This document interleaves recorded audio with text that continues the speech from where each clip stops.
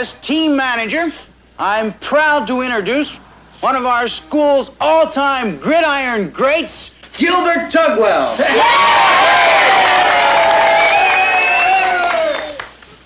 Mr. Tugwell has gone on to win his letter in the game of life, but he still recalls the days when he captained our undefeated team of 1917. That's 1937. Oh, right. 1937, that is. All right, gang. Mr. Gilbert T. for touchdown, Tugwell.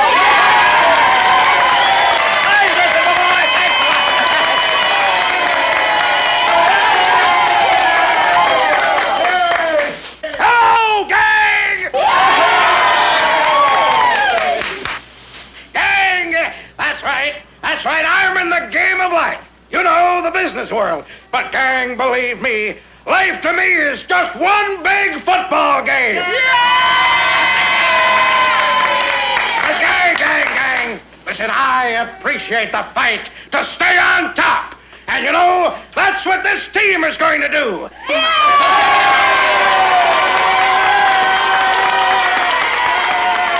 gang, now I say to you, in the immortal words of old Coach Hanson, hit 'em high, hit 'em low, hit 'em hard, and Go, go, go! yeah, go!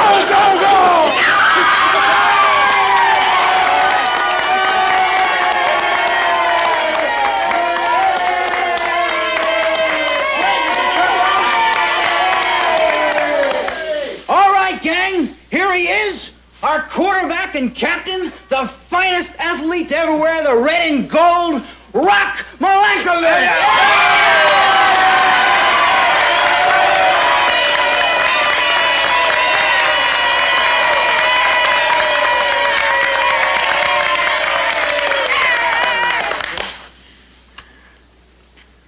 Hi.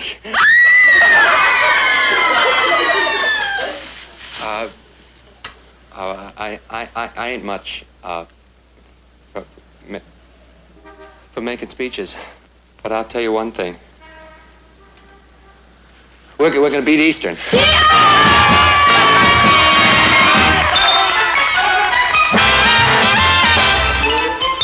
Meet Kathy, who's lived most everywhere, from Zanzibar to Berkeley Square. But Patty's only seen the sights a girl can see from Brooklyn Heights. What a crazy pair, but they're cousins, identical cousins all the way. One pair of matching bookends, different as night and day. Where Kathy adores a minuet, the ballet russe, and crepe Suzette. Our Patty loves to rock and roll, a hot dog makes her lose control. What a wild duet, still they're cousins, identical cousins, and you find they laugh alike, They walk alike, at times they even talk alike. You can lose your mind when cousins are two of a kind.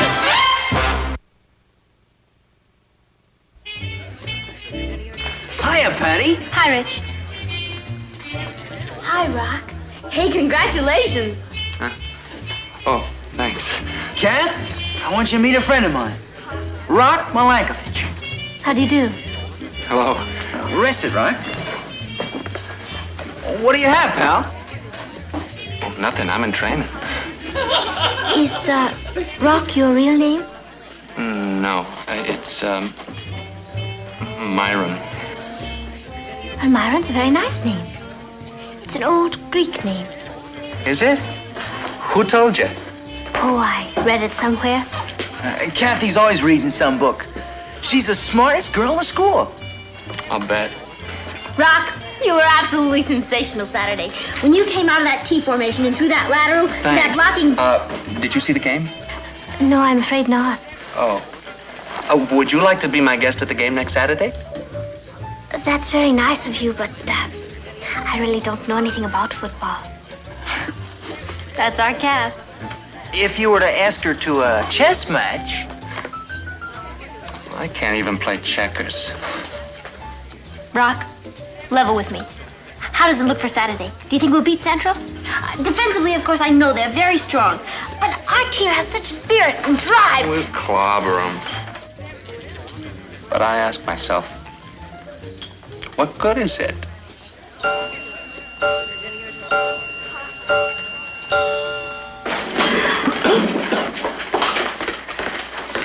Great game. Okay, guys, grab a fast shower. Coach wants to see you. Richard, I gotta talk to you. Hello, sir. What are you doing here? Well, I decided to watch practice today. And a good thing, too. Richard, what's wrong with our boy Rock? Beats me. He's been in a slump all week. Did you see that pass he dropped? I could have caught it with my teeth. Oh, is that the way you did it way back in your day? That's just an expression. And it wasn't so way back. Well, never mind about that. What's ailing Rock?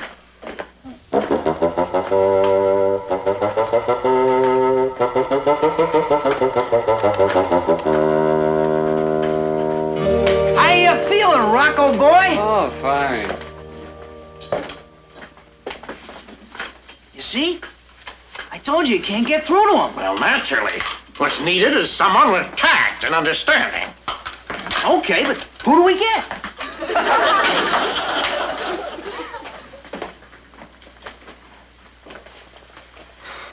How's it going, boy? Swell, Mr. Tugwell.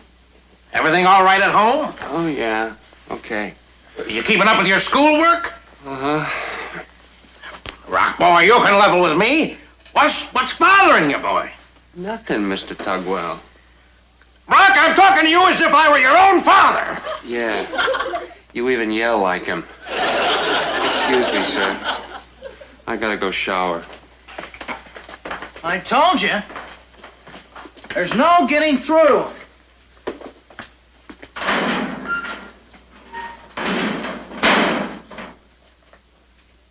I don't believe it.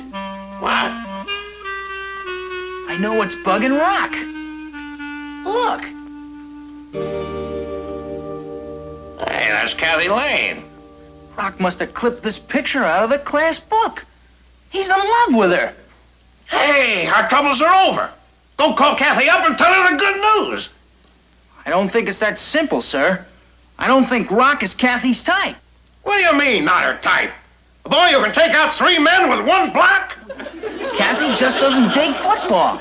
Don't be ridiculous. Go on over and straighten her out. Okay, I'll try, but I'm telling you, Kathy just doesn't care about football. And talk some sense into her. Tell her that she's got to start being nice to Rock, or else. Or else what? Or else we could lose every game this season. I'm sure Rock is a very nice boy. Take my word for it, Kath. He's a prince. But he just isn't my type. Kathy, nobody's asking you to marry Rock. We just want you to date him for a little while. Yeah, just to the end of the season. And suddenly drop him?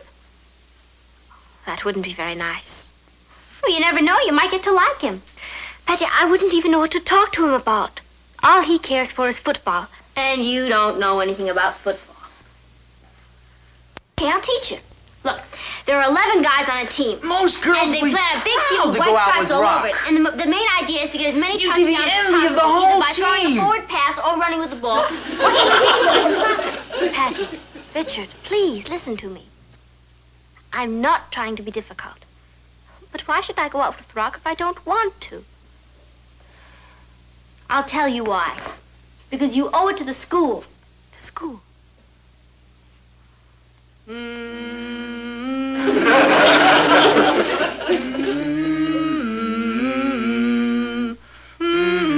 Kathy, do you realize that with Rock on our team, this could be the most glorious year in the history of Brooklyn Heights High? Brooklyn Heights, my Because Brooklyn Heights isn't just classrooms, books, and homework. It's a spirit, a bond, a sacred flame that is burning right now in all our classrooms. I mean, in our hearts. And right now, Kathy, you're the keeper of the flame. Are you going to nourish and cherish it, or are you going to let it go out and turn to bitter ashes in your mouth? Brooklyn Heights, My Brooklyn Heights, Brooklyn Heights, my Brooklyn Heights. Oh, hello, Rock. Hi. Here. For you. Oh, thank you. They're beautiful, but you shouldn't have. Oh, it's okay. My uncle's an undertaker. Shall we go inside? Oh, thank you very much for the football tickets yesterday. Oh, did you have a good time? Oh, yes, I did. It was very interesting. It's the best game I ever played. Oh? That's because you were there, Kathy. What would you like to do today, Rock? Oh, anything you say. It's such a lovely day. Why don't we go for a walk in the park? Great. All right. Oh.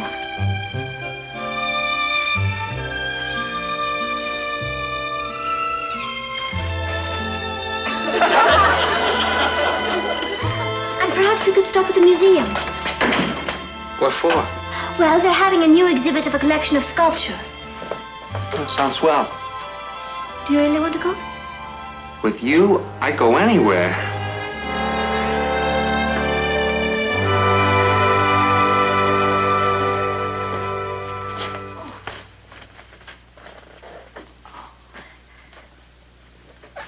This one's very famous, Rock. It's called The Winged Victory.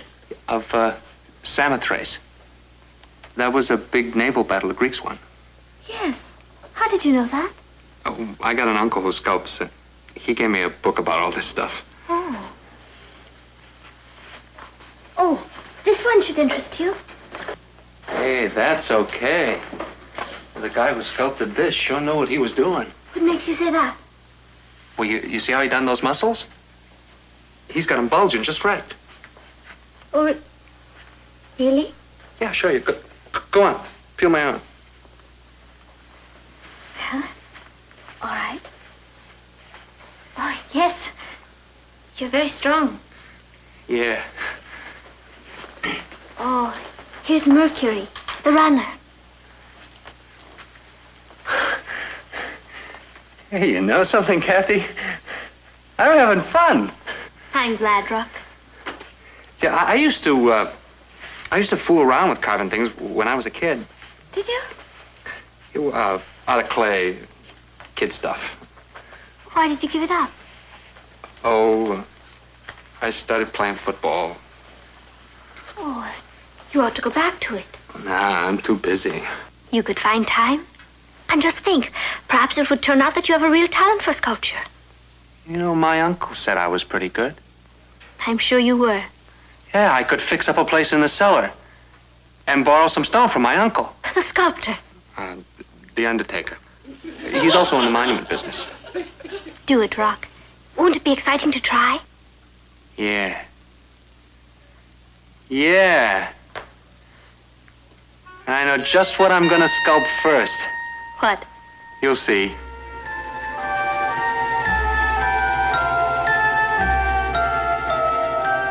Kathy, it's you. It certainly is. I feel as if I belong on Mount Rushmore. Do you like it, Kathy? Oh, it's beautiful. It's because you're beautiful. I meant it was a beautiful piece of work. Yeah, terrific. Come on, Rock, let's get over to practice. Rock? How am I going to get it home? Easy. Rock, boy, you're gonna be late for practice. Come on, Kathy. I'll walk you home.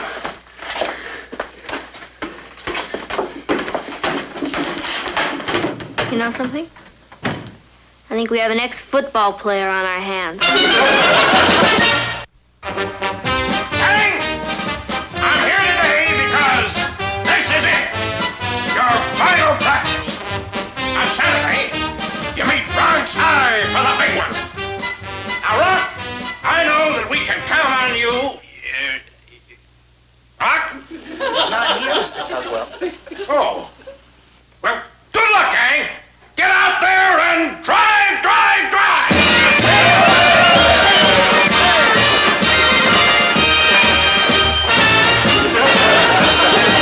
Great speech, Coach.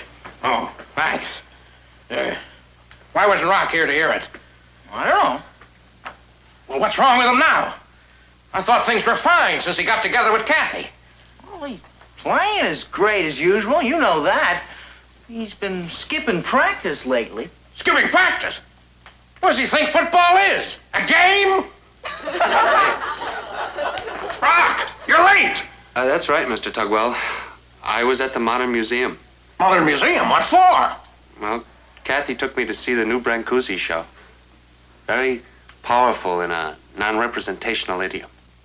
What'd you say? Rock's on an artistic kick. Oh, forget it, Rock. The only kick we care about is the one that starts the big game Saturday. You might as well brace yourself for a big shock right now, Mr. Tugwell. I'm not playing. What? What are you saying, boy? I'm giving up football, sir. I've decided. It's interfering with my career. Well, football is your career, boy. No longer, sir. I'm turning in my shoulder pads. You can't, Rock. Not before the big game. Richard? Here's my notebook with all the play signals. I no longer have any use for it. No. Rock, boy, where's your school spirit? Oh, I haven't lost that, Mr. Tugwell. But it's just like Kathy says. The finest thing I can do for Brooklyn Heights High is to become a great sculptor. No, you listen to me, boy! You're getting excited about all this, Mr. Tugwell. I wish I could be out there with the other chaps on the playing field on Saturday, but my mind's made up. Oh, Rock, wait! There must be 500 girls in this school. Why does he have to fall in love with a culture nut? This way, Mr. Tugwell. And Natalie, and Martin, I want to work with you. Oh, good evening, Gilbert. Richard. Oh, sit down, both of you. Thanks. Here, Mr. Tugwell. I'll get some coffee. What can I do for you, Gilbert? We got a problem on our hands. And she's sitting right over there. This niece of yours is destroying the career of the best athlete Brooklyn Heights High has ever had. He's talking about Rock Milenkovich, Papa. Rock also happens to have a great talent for sculpture. So this girl talked him into quitting the team on the day before the big game. Well, here's some coffee. Darling, would you take that for Richard, please? Thanks a lot, Mrs. Lane. How can you eat like that when we're facing a crisis? I gotta keep my strength up. Exactly what do you want me to do, Gilbert? Talk sense to Kathy. Tell her to get Rock back into the ball game. Please, Papa. I've talked to her till I'm blue in the face, and she won't listen to me. Patty, I cannot tell Kathy what to say to Rock. Now, you should understand that. Thank you, Uncle Martin. But without Rock, we'll be clobbered. Well, I hope not, Gilbert. But if the boy prefers art to football... Look, I've got nothing against art. Didn't I pay for that statue of old Coach Hansen? So you did. Well, I appreciate how you feel about it, Gilbert. Believe me, I have nothing against school athletics. Oh, that's true, Gilbert. Back in college, Martin was captain of the baseball team. Baseball? I'm in a den of baseball players. Get out of here. Richard, the time is now 1 minute to midnight. You're fast. It's only 7:30. That's just an expression. Somehow we have got to get through to Rock. How? They'll only listen to Kathy. Yeah, I know. He's coming over later. That means he's probably still home in his workshop creating. So? So, pick up that phone and dial Beachview 23598. Okay.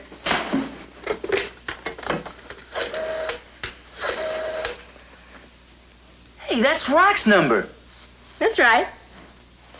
Hello, Rock. This is Kathy. I get it. Patty, if you pull this off, the school will put up your statue. Yeah, and Rock can sculpt it after the big game.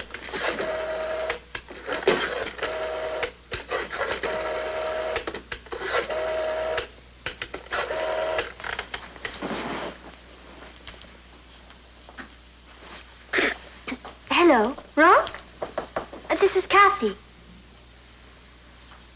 What you doing? Oh, you're sculpting a new statue? Oh, no. No, don't come over. I'd like to run over there and take a look at it. See you then.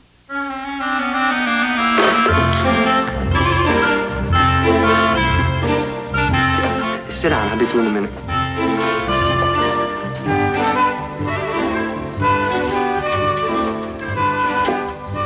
I passed the gym on my way over here tonight.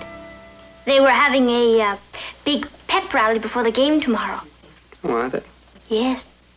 Rock, you can be frank with me. Deep down inside, don't you really wish you were playing in that game tomorrow? Oh, yeah, I do, kind of. But it's like you said, Kathy. I'm an artist now. Don't you think you're, avoiding a moment of truth? Hmm? Well, an artist just can't create. He has to experience. Experience what? Life. Eat, sleep, fall in love. Play football. I already had that experience. True. But an artist must live his life to the fullest. Really? Well, of course. Well, look at Hemingway. He stalked lions in Africa. And Lord Byron fought wars for Greek independence. And Tolstoy... And what'd he do? Whatever the life force told him was right. Gee, Kathy, I never heard you talk like that before. You sound like a different person.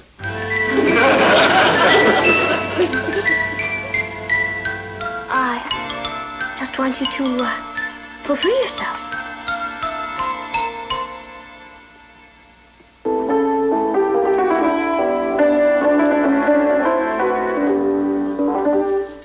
Well, we're gonna have to get this thing tuned. Say, it's almost 9 o'clock. I thought you said Rock was coming over. Oh, you know artist. He's probably lost in his work. Well, why don't you call him up? I was thinking I might take a walk over there. I have a better idea. I'll drive you. Would you? Why not? I'd like to see some of his work myself. All right. Let's go through it again. Again. 11, 78, 44, 22. Hey! This starts out as a run to the left, I fake it to the halfback, and I get it to the fullback. Good. 31, 39, 55, 74. Hey! I fake and then run, starts out as a fake and run, and then I fade back for a long pass. And...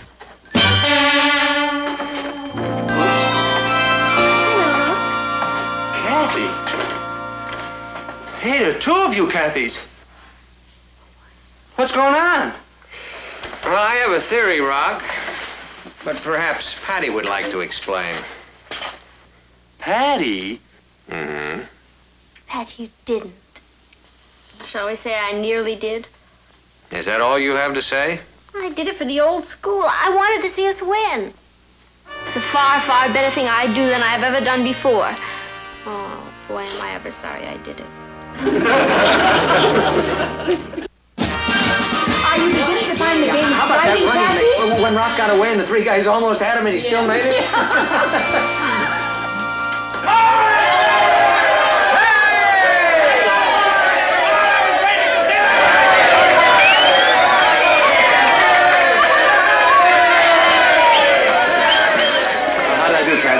You were wonderful, Rock. It was a great game, Rock. Thanks, Mrs. Lane.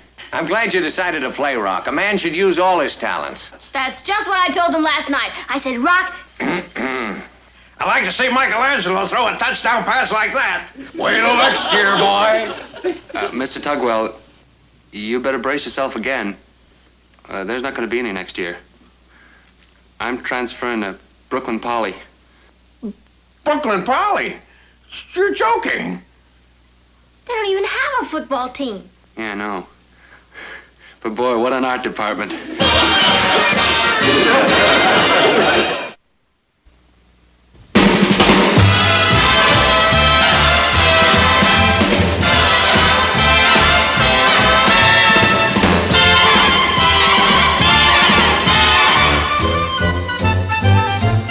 Here's Kathy, who's lived most everywhere, from Zanzibar to Berkeley Square. But Patty's only seen the sights a girl can see from Brooklyn Heights. What a crazy pair! But they're cousins, identical cousins, and you'll find they laugh alike, They walk alike, at times they even talk alike. You can lose your mind when cousins are two of a kind. everybody. Hello, darling. Hello, Uncle Martin. Hi. Where's Patty? I believe she's up in her room. Patty, I'm home. This is great. The Magnetic Man and the Electrodynamic Monster are gonna fight an ultrasonic duel over the Subterranean Lady. I'd hate to see their electric bill. Patty! Somehow, Patty's seconds seem like hours. Watch this. Patty, you're $25 richer today. $25 richer? You raised my allowance. No, but you remember the 25 shares of stock that I bought you for your birthday? Sure. McGregor Elevator Company. Don't tell me elevator went up. It went up another point today, and that makes a total of 5 points since I bought it. That's wonderful. You've made $125, Patty. $125 and I didn't even have to do anything. Well, it did help a little to have a shrewd father who's got business know-how. Yeah, you do look a little like Bernard Baruch. As a younger man, of course. Ross, don't push your luck. How long has this been going on? It's an instant gold mine. Patty, if you have any notion of investing in the stock market, you can just forget it.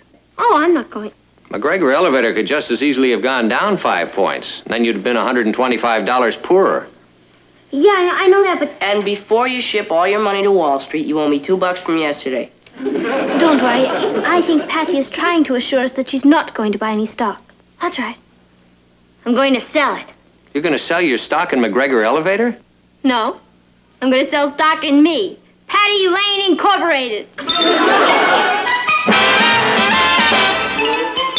Meet Kathy, who's lived most everywhere, from Zanzibar to Berkeley Square. But Patty's only seen the sights a girl can see from Brooklyn Heights. What a crazy pair, but they're cousins, identical cousins all the way. One pair of matching bookends, different as night and day.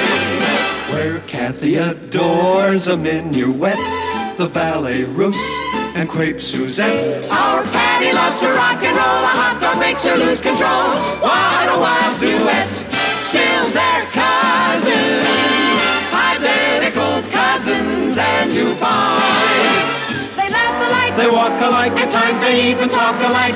You can lose your mind when cousins are two of a kind.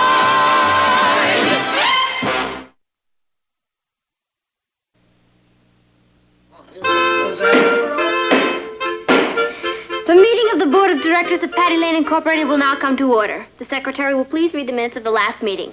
Since there was no last meeting, there will be no minutes. And we don't have a secretary anyway, so let's just come to order. Patty, what are you trying to say? Order. That's the way all big corporation meetings start. Look, Patty, how can we be a board of directors when we don't even know what we're directing? Well, I'm coming to that. I am capitalizing Patty Lane Incorporated at 200 shares of stock. How much a share? $1. Just think. For $5, you can get in on the ground floor of a financial empire. Something tells me if we get in on the ground floor, we're going to get off at the basement. 99 shares will be for sale to the public, and I will retain 101 shares. Where are you going to get enough money to pay for all that stock? I don't need any money to pay for it. As founder of Patty Lane Incorporated, I am entitled to it for the use of my name. For the $2 you owe me, you can use my name. Order. I am the president, and I have the right to control the company by being the majority stockholder. Any questions? Yes. You still haven't told us what kind of a business this is going to be. Exactly what are we selling? Patty Lane. Are you sure there's a demand for it? What we are selling are my creative talents and ability. We'll just start with one product naturally, and then we'll branch out like any other big corporation. That's called diversification. I've got an idea for a product. Why don't we work on the food angle? Good thinking, R.H. Habit forming. Gets used up quickly. Very good. Now let's see. Teenagers make up a big part of the buying public. What foods do teenagers like best? Pizzas. Pizza. Mama Patty's Pizzas. Nah. Somehow it doesn't sound Italian enough. You could change your name to Tony. What about preserves? I have a lovely recipe for apricot jam. Mother Patty's preserves. Hey, I like that. And what teenager doesn't like apricot jam? My favorite, strawberry. All right, we'll vote on it.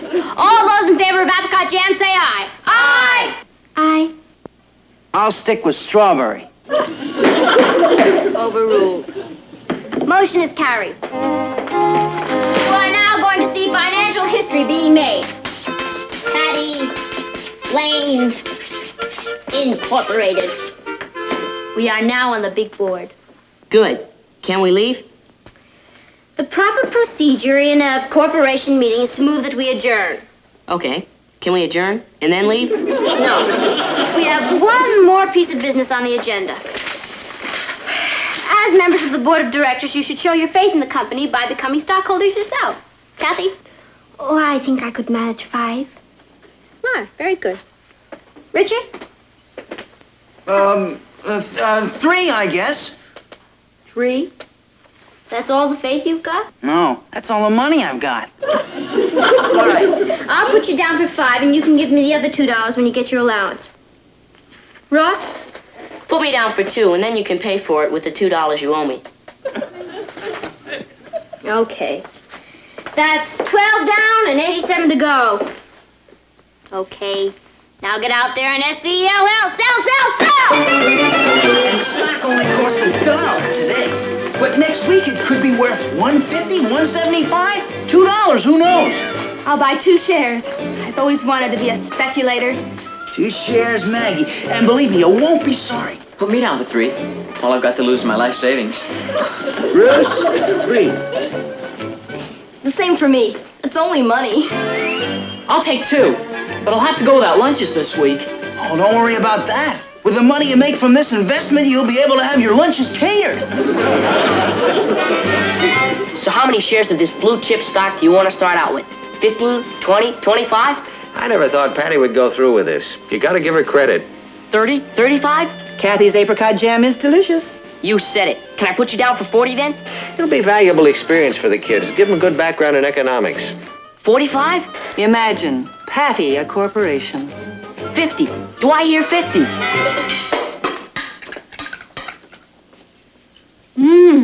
It's wild, Kathy. You've outdone yourself. Hey, cut that out. You're eating up all the profits. I'm afraid I can't take all the credit. The recipe was originated by King George III's kitchen staff. Hey, that gives me a great idea for a slogan. The jam of the kings and the king of the jams. We'll put that on the labels. Now that we've got all these samples, we've got to get out and create a huge demand for them. How can we create a huge demand with just 6 little jars of jam? Just leave it to your prez. Look, Sammy, all I'm asking is that you take 2 jars of Mother Patty's preserves on approval. Patty, you're wasting your time. Nobody's going to pay money for this. Oh, you never know. Just try it. I'll be back tomorrow.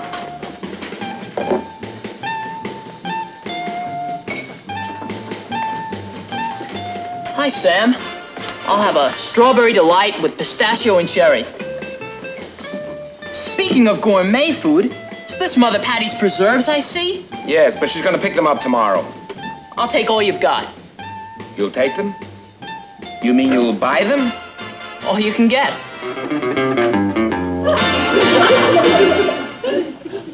I'll take this loaf of bread. And what kind of jam do you have? Oh, we have a special on grape jam. 2 for $1. What's that jam everyone's been talking about? Oh, my grape jam. 2 for $1. No, Mother somebody's... Oh, there it is. Mother Patty's preserves. I'll take all you've got. All right. All right, make it an even dollar. Thank you. Can I help you? My mother sent me for some Mother Patty's preserves. Sorry, we're fresh out. But you had 2 jars. You mean somebody bought them? We don't give them away, Sonny. Was it a teenager? No, Mrs. Market, one of my studies from down the street. My gosh! Somebody really bought them! Boy, Patty, you're sure climbing. I wouldn't be surprised if we declared our first dividend before long. Here, I just bought these from the Gypsy Tea Room. Yeah, I know. They just called in their order for a dozen more. Oh, and the delicatessen wants 2 dozen. Business is booming. If we boom any more, we're gonna be broke. We're selling those sample jars for 25 cents apiece, and we're buying them back at 40 cents apiece. And then there was the money we used for the sample batch. So we chalked that up to operating expenses. And by the time we fill these orders, the profits will be pouring in. As a stockholder, I'm delighted to hear that. Hi, Popo. Did you see our latest quotation? All the other stocks are down, but Patty's up to 1 5/8. Yeah, it's about a 60% profit. Yeah, on paper, of course. And we have an order for 6 dozen jars, and that's just a beginning. I'm glad to hear that, fellow stockholders. Of course, first you have to purchase the supplies. You know, I mean, like the ingredients for the jam.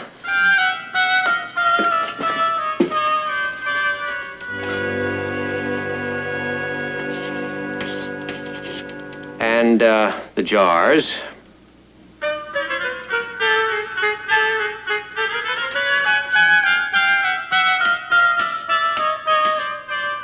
And, of course, the distribution costs.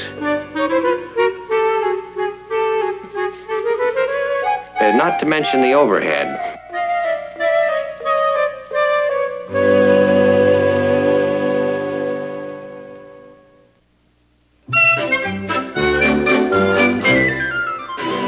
I suppose it's a case of having to spend money in order to make money, right? Wrong. If we're shrewd, we don't have to spend money. But how could... Please, girls, be careful how you handle the merchandise. Mr. Fleming? Yes? What can I do for you? Oh, what can we do for you? I am Patty Lane, president of Patty Lane Incorporated, and this is one of my directors, Kathy Lane. How do you do? Mr. Fleming, this is your lucky day. Look, Miss Lane, be careful. You might break... Your jar is being considered as the official glassware for Mother Patty's Preserve, the jam of the kings and the king of the jam. That's not plastic, you know. Oh, yes, I know. Notice its distinctive quality. Not round like other jars, but square. Yes, I think it would be very suitable.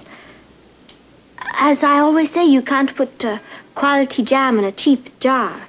Yeah. Mr. Fleming, you can send us 6 dozen jars. Good, I'll write up the invoice. Invoice, Mr. Fleming? Invoice? Please! When we are prepared to announce to the world that the Fleming Bottle Company are our official glass makers? Well, 6 dozen jars isn't a very loud announcement. Well, that's just a beginning. Yeah. Mr. Fleming, I am prepared to offer you 15 shares of stock in Patty Lane Incorporated. In exchange for the jars. 15 shares? Patty, you can't... You're right. That's too much. 10 shares, and that is my final offer. I don't know much about Wall Street. Oh, but you do know about Easy Street, Mr. Fleming. And that's exactly where Patty Lane Incorporated is going to put you. Yes, it's been a very active stock. Future orders are already streaming in. Well, I'll talk to my stockbroker about it.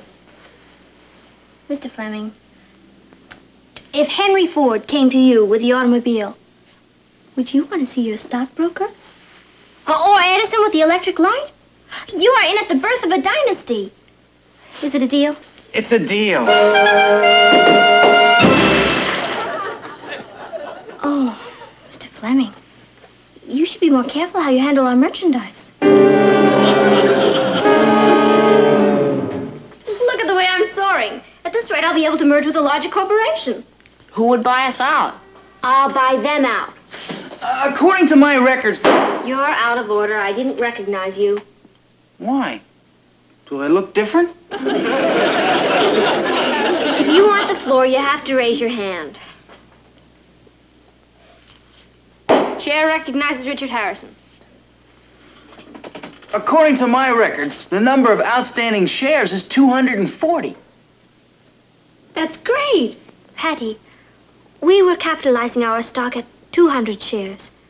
That means we've sold 40 more shares than we have. How could that happen? Maybe while you were out trading shares for the jars, the apricots, and the sugar, Ross and I were busy selling shares. Yeah, we all goofed. 240 shares. What do you think? I think we're all under arrest. Hello? Anybody home? Hi. Hello, darling. What are you all dressed up for? Oh, you're taking me out to dinner. I am. Oh, the kitchen is out of bounds for me. See, Mother Patty has gone into preserve production. That I've got to see. Hi, Papa. Come to watch the wheels of industry turning? I'm very impressed. I think we're really quite well organized. Say, did you manage to work out your surplus stock problem? Uh-huh. I decided to give up 40 of my shares, and then it balances out okay. Good. Good. I'm glad to see you worked it out in such an unselfish manner. Oh, I didn't mind. I still have 61 shares, and that's more than anybody else. Now I know why you're known as the she-wolf of Wall Street. Well, I'll see you later. We'd better get started, Patty. The jam takes an hour to cook. A whole hour? Can we do it any faster than that? Not when you use dried apricots. Oh, this is supposed to be a modern corporation. We have to be efficient. It still has to cook an hour. Not if you use a pressure cooker. Oh, my recipe doesn't say anything about... Of course not. That was hundreds of years ago. They didn't even have pressure cookers. Well, I've never made it any other way before.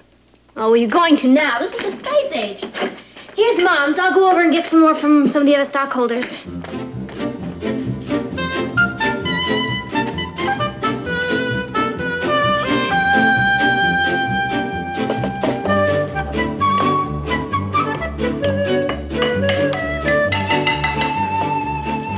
Now, this is what I call mass production. I've never made so much jam at one time before. I hope I figured these measurements right. Maybe I should have traded some shares for a computer. You don't need a computer. Kathy got an A in math. Where do you want me to put these? Oh, in the oven. That's the way we sterilize them in mass production.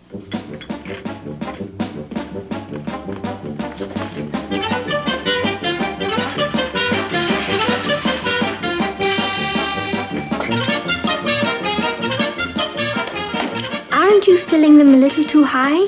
One of the secrets of success is to get the maximum capability out of your equipment. Here, let's have another refill. Where do I put these labels? Oh, ask Patty.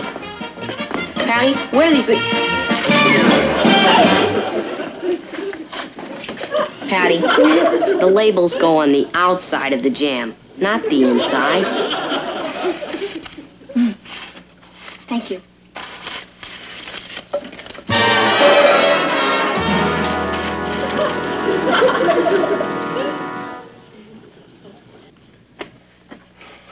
Isn't it time for the jam to be done? Yeah, any second now. I gotta leave soon. My father only gave me 2 hours to be a big business tycoon, and then I gotta go do my homework. It's been 30 minutes, Patty. Seems like 30 years. There it is, folks. The jam's done. From now on, the stock of Patty Lane Incorporated skyrockets.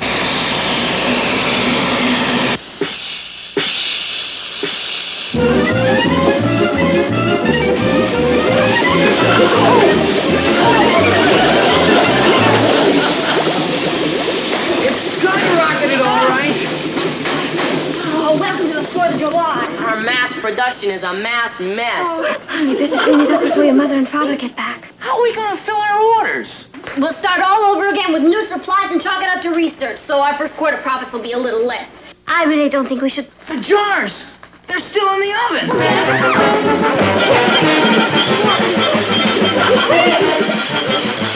Quick, put her in the water, quick! Oh, Patty, don't put them in cold water.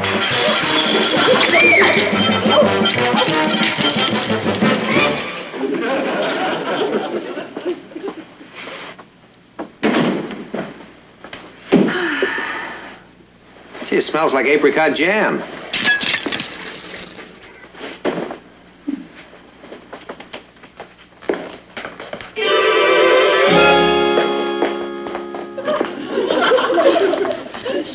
What happened?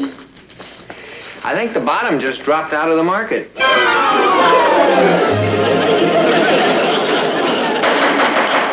The meeting is now called to order. Okay, let's face the facts. We had a couple of setbacks, right? Right. And we've wasted all our supplies, right? Right. And we can't fill our orders, right? Right. But are we licked? Right. Come on now. There's an old saying in big business. If at first you don't succeed... Cry, cry again. Can you be serious? We can start over. Oh, come on. Oh. Patty, sometimes it's wiser to give up. I'm not giving up. We know how we've made our mistakes, and the next time we'll avoid them. Look, we ought to take our losses and dissolve right now. Patty, that's the way we all feel. Well, it doesn't matter how you all feel. I'm the president, and I move we resume operations. We say no, and we outvote you. How can you? I'm the majority stockholder. You have more shares than anyone else, but you don't have more shares than everyone else combined. Well, how can you be combined? All the stockholders aren't here. We have signed proxies from all the other kids. I mean, all the other stockholders. And they're all in favor of dissolving the corporation.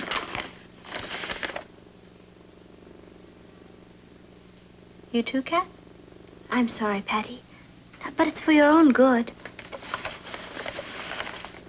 Ross? I'm sorry, sis. So, you deliberately went behind my back to urge people to betray me?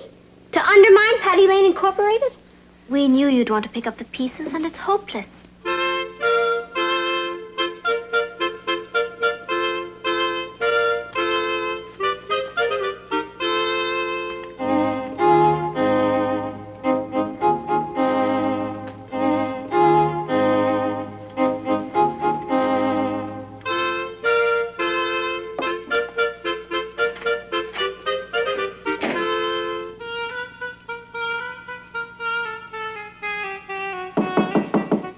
Patty, may I come in? I guess so. You outvote me anyway.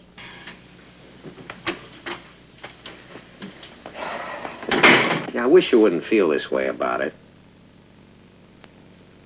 I'm sorry. I guess I just never thought that my own family and friends would walk out on me. We haven't walked out on you, honey. We're right behind you. Pushing me off the cliff. Patty, we did it for your own good. We didn't like to see you get in any deeper. Don't worry, I'll pay back the stockholders and Mr. Fleming and the others. Well, that's not really necessary. I mean, it's already been taken care of. Everybody's been paid back. How? Well, Kathy and Richard and your brother Ross all came to me with some money they'd saved. They asked me to use it for you, to reimburse the others. So, well. Papa? That couldn't have been enough. You paid them all back, didn't you? Said you weren't going to bail me out again, but you did. Honey, if you learn something from it, we'll put it down to the cost of your education. And it's worth it. Thanks, Papa. Besides, I thought it was a wonderful idea. You just got a little overambitious. I'll make it up to you. I'll pay you back every penny, even if it takes forever. Even if I have to work for it. How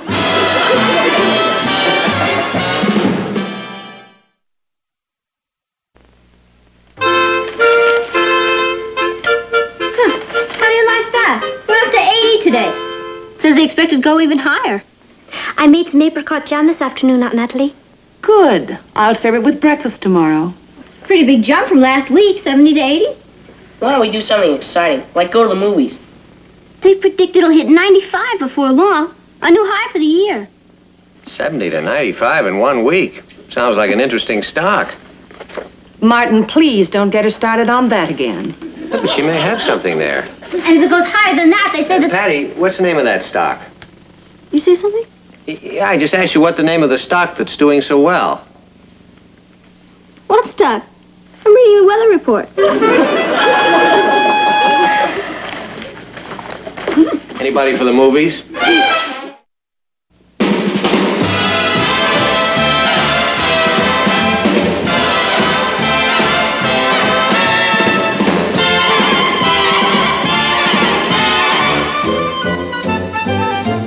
Here's Kathy, who's lived most everywhere, from Zanzibar to Berkeley Square. But Patty's only seen the sights a girl can see from Brooklyn Heights. What a crazy pair. But they're cousins, identical cousins, and you'll find they laugh alike, they walk alike, at times they even talk alike. You can lose your mind when cousins are two of. Hello, Uncle Martin. He's here. Dad's here! Hooray!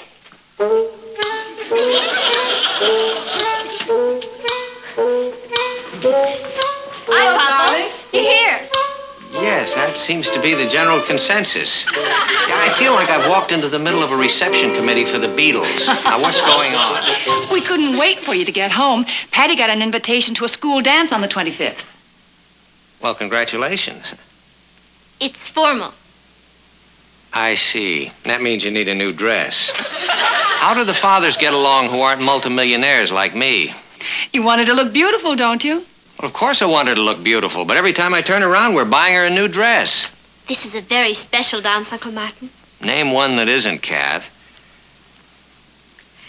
Papa, do you remember you once told me that you always wanted us to be able to really communicate? And if I ever wanted something badly and you turned me down, that I should say to you, it's important to me? Yes? It's important to me. Okay, honey, you got it. Thanks, Papa. Now tell me about this great dance. Oh, it's just about the biggest event of the year. You invite your best fella. She'll be staying out real late. And I mean real late. Oh, how late? Oh, maybe till 1 or 2 in the morning. 1 or 2 in the morning? Did you approve of that? In this case, yes. Well, I suppose it's all right if you're chaperoned. Oh, there won't be any chaperones. Did you know that? Yes, but it's all right. Well, I suppose you're right. We don't have to worry about Richard. I won't be going with Richard. Now, wait a minute. If you think that we're going to let you stay out half the night with some strange boy, forget it. Oh, but Papa... No, Patty, and let's not discuss it. We just stopped communicating. And I'm not going to change my mind. But I've known him all my life. He's reliable and handsome and intelligent. He's the living end. He is, huh? Well, who is this paragon of virtue? You. It's the father-daughter dance.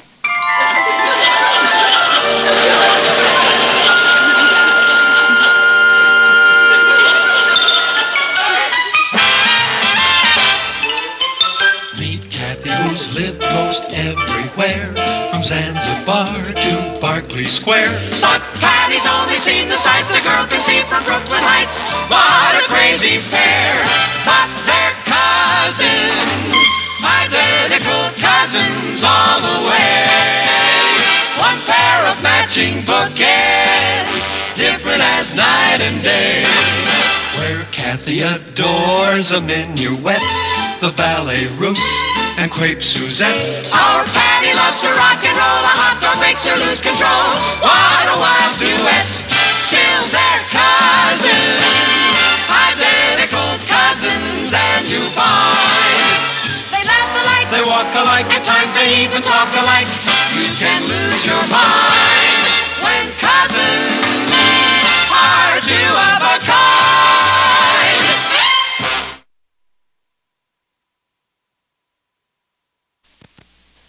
I've never seen Patty so excited. She hasn't stopped talking about the dance all week.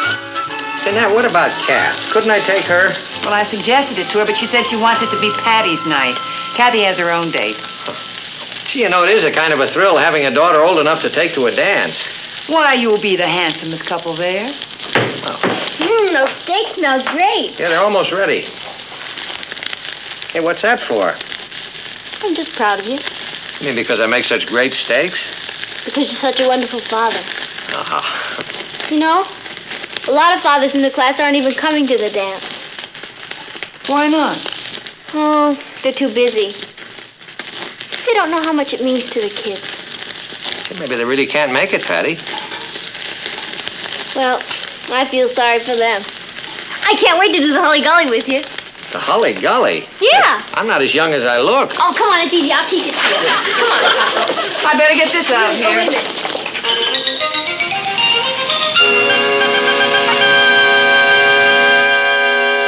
Got a minute, Martin? Oh, come on in, Henry. I want to talk to you about the Publishers Convention in Chicago Friday. How long will you be gone? I won't. But you're making the keynote speech. Not anymore. My wife has booked us on a Caribbean cruise. It's our 15th wedding anniversary, and I can't say no to her. We haven't had a vacation together in 15 years. What's this? The keynote speech for the convention. Better get ready to fly to Chicago. Give it everything you've got. What's the date of that convention? It's this Friday, the 25th. The 25th? I'm afraid I can't go. Why not? Well, you see, there's this father-daughter dance at Patty's school, and I promised her You that can take her out dancing some other time. I'll have Miss Harvey book you on the noon plane. Yeah, but Henry... Yes?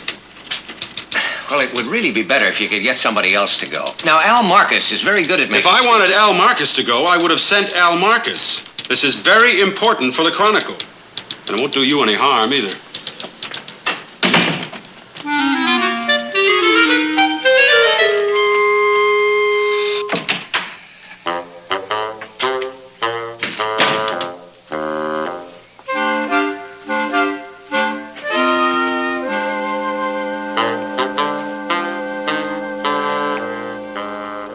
Patty's going to look so beautiful. I'm sure she will.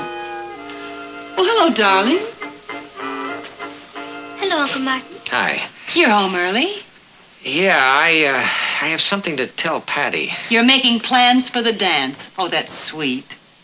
Well, it's not exactly sweet. Your dress shirt came, and wait until you see what Patty bought today. You don't have to wait. Look. Good evening, Papa. Gee, Patty, that's beautiful. Do you really like it?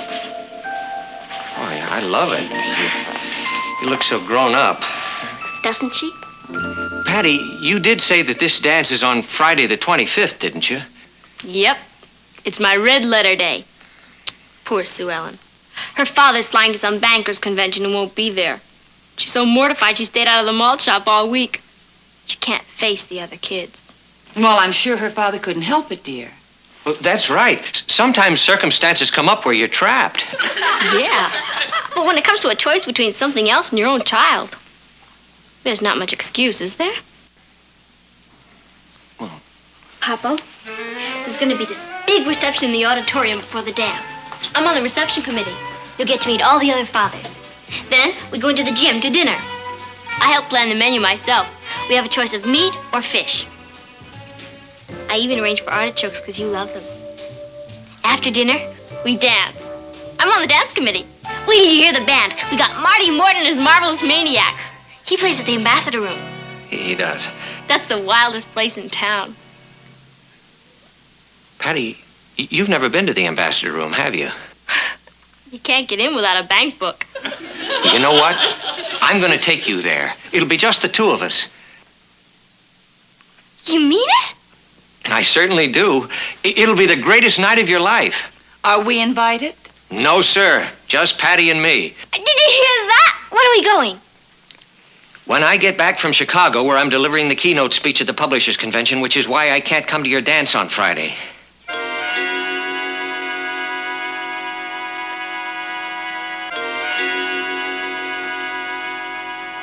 Oh, Martin. You see, it just came up this afternoon, and I tried to talk Anderson out of it, but I couldn't. Now, don't worry, Patty. I'll make it up to you. We'll go to the Ambassador Room, and we'll dance. I don't want to go to the Ambassador Room. Well, please understand, honey. I do understand. Excuse me. I'll go talk to her. Oh, Martin. Well, I hated to do that to her, but I can't help it. This dance is such a big thing to her. Well, the trip is a pretty big thing, too. I mean, actually, it's quite an honor having Anderson ask me to take his place. Congratulations. Boy, I wish everybody would stop treating my work as though it were some kind of a hobby. It does pay our bills, and I can't jeopardize my job to go to a dance. Of course not. Excuse me.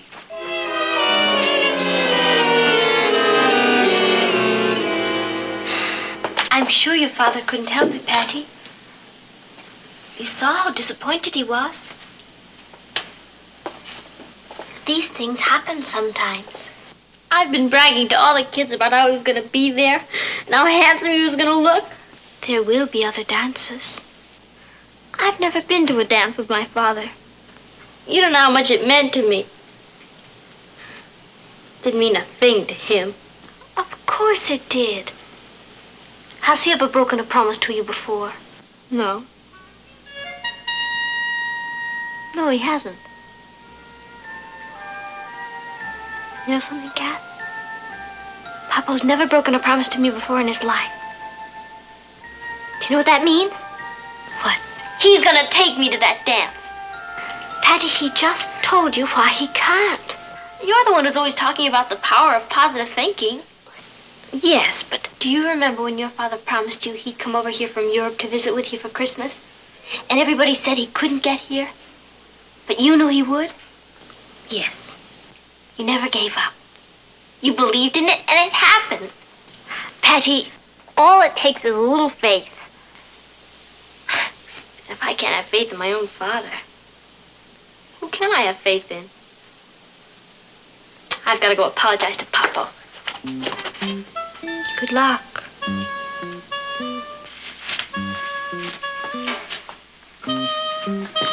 Papa? Patty, I know how you feel. I feel wonderful. You do? You bet I do. I can't tell you how much better that makes me feel. You know, I knew you'd understand. Oh, I do. Now. And I meant it about the ambassador room. We'll go Oh, there. that won't be necessary. But I want to take you out dancing. You will. Bye. Bye. What happened? Oh, well, newspaper man developed certain instincts about the way people behave. I knew Patty wouldn't stay upset for long. Well, I'm so relieved. I was afraid she'd be terribly hurt. Well, it takes a man to understand the psychology of a woman.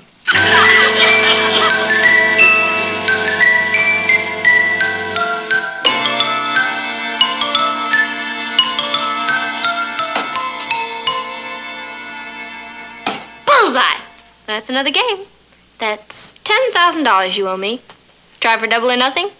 Are you sure you're not using a crooked dartboard? Your father's leaving. Do you want to say goodbye? Oh, sure. Patty, promise me you won't get upset. What's there to get upset about? He's not leaving. Because I positively know that my father is taking me to the father-daughter dance tonight.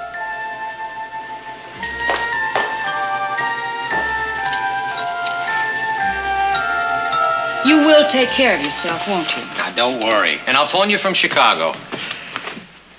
Well, I'm on my way, Patty. Are you? Maybe you could join Kathy on her date tonight. Oh, that won't be necessary. Well, the next father-daughter dance, I'll be there. I know you will. Well, I mustn't keep the plane waiting. I'll see you on Monday. Bye. Bye. Bye, Martin. Patty, I am really very proud of you. You behaved like a very understanding adult. Let's face it, I'm not a kid anymore. Well, I've got to get back upstairs. I'm $10,000 ahead. Meat, vegetables, fruit, juice, milk, eggs, and popcorn. Isn't Patty coming down? Yes, she's getting dressed. Why does it take girls so long to get dressed? Boy, when I'm grown up, I'm gonna give my date 3 minutes, and if she's not ready, I just go on alone. You'd better plan on going a lot of places alone. Did she make a date with Richard for this evening? No.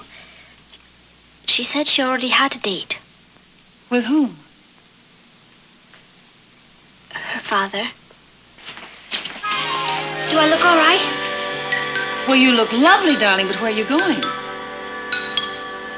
To the father-daughter dance. Hello? Oh, hello, Martin. Yes, she's right here. It's your father. I told you. He's phoning from Chicago.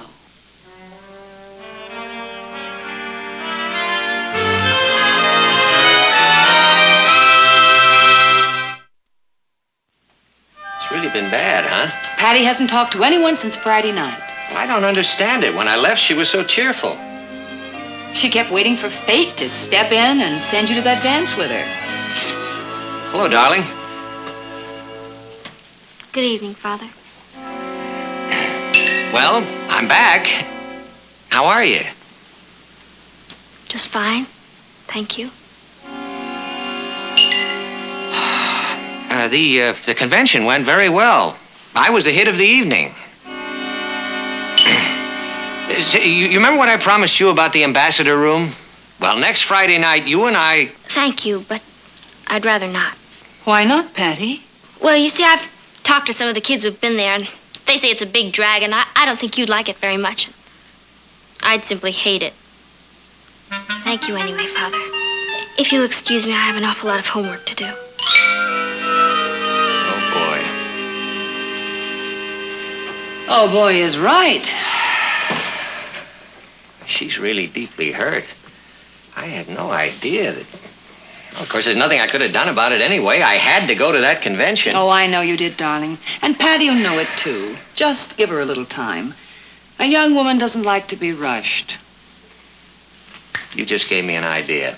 I know exactly how to snap Patty out of this. How? Well, it's the oldest technique in the world, but it always works.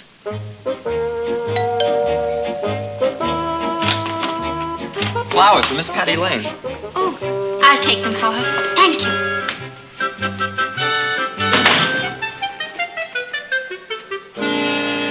Flowers for you, Patty. Me? That Richard. He shouldn't throw his money around like that.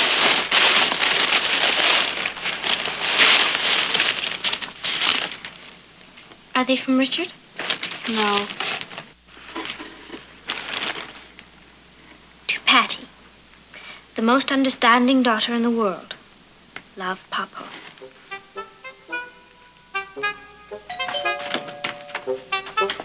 Candy for Miss Patty Lane. Thank you.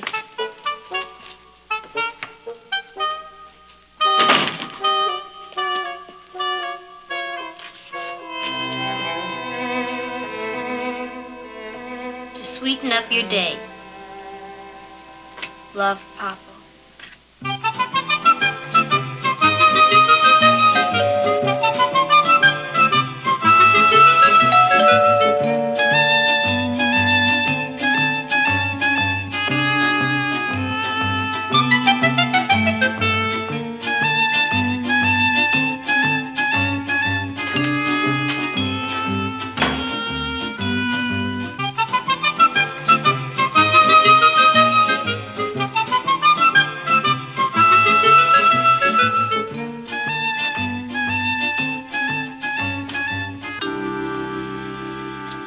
Package for Miss Patty Lane.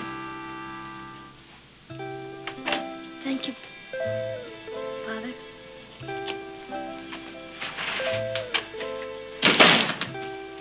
It's funny, but I never realized how much I enjoyed hearing you call me Papa until you started calling me Father.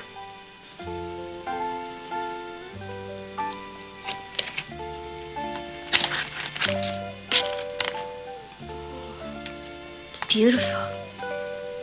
Why don't you read the card?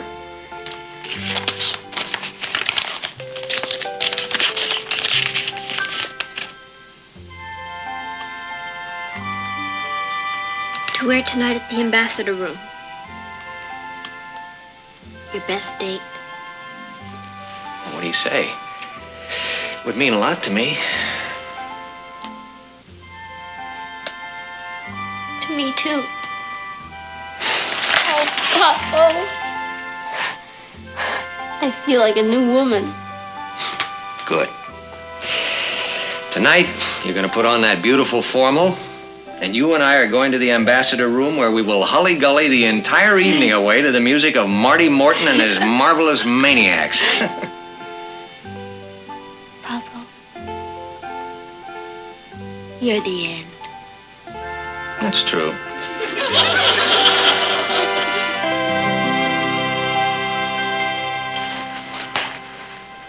You know something? This is the third time I've put this dress on and I haven't worn it anyplace yet. They say the third time's the charm. Everybody at school's just drooling.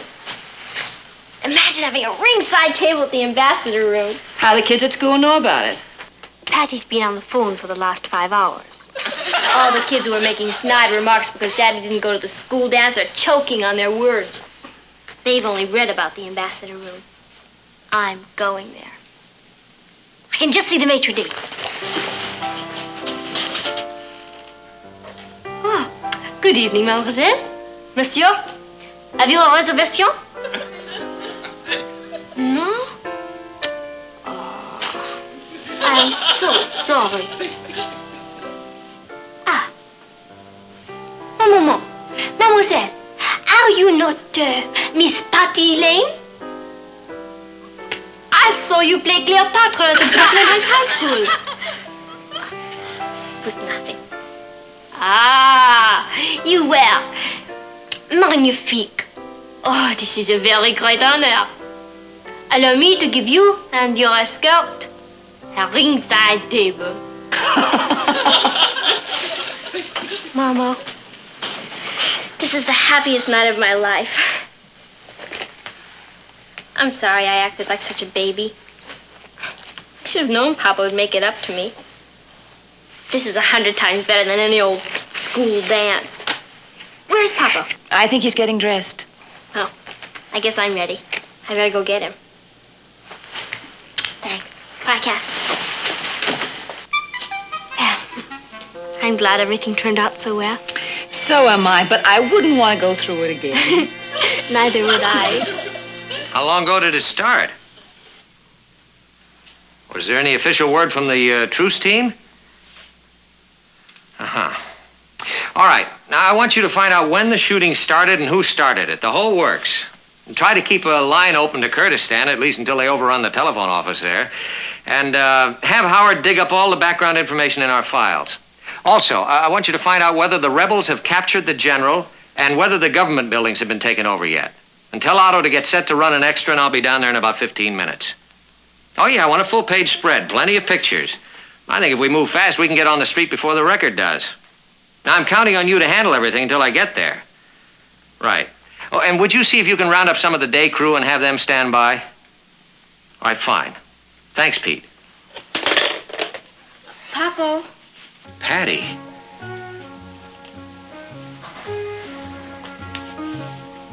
You're gonna hate me. Listen, honey. Papa, I can't go to the ambassador room with you tonight. What? You see, tonight's the night of the big basketball game, and I forgot all about it. I already have a date with Richard. You have a date? Please don't be too unhappy. Maybe we can go to the ambassador room another night. I just can't break my date with Richard. He turns into a regular green-eyed monster. Well, can't have anything like that happen, can we? All right, honey. Listen, as long as you're going out with Richard, maybe I'll take a run on down to the Chronicle for a little while. They might just need me down there. And, I'll see you later. Thanks, Papa. Bye. Bye.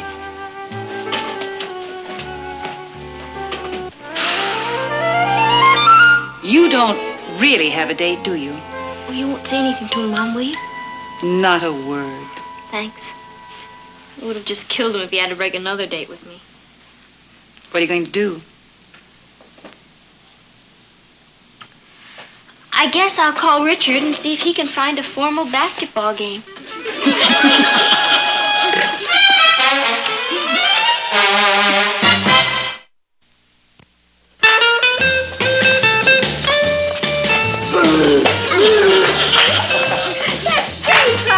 Oh, thanks, honey. Listen, I better check the stakes. Say, how was that basketball game last night? Wonderful. Yes, it was a very exciting game. Who won? Brooklyn Heights High. It was a tie. I liked your story in the Chronicle, Martin. Oh, yeah, I wouldn't be surprised if we picked up a Pulitzer Prize for that. Wouldn't that be exciting? Yeah, that'd be great. I'll say, where'll we put it? I think maybe we just give it to Patty. Do you mean you knew about last night? I told you a newspaper man has pretty good instincts about people. Honey, I have a great idea. Tonight, why don't you put on your formal? We'll go on down. Oh, no.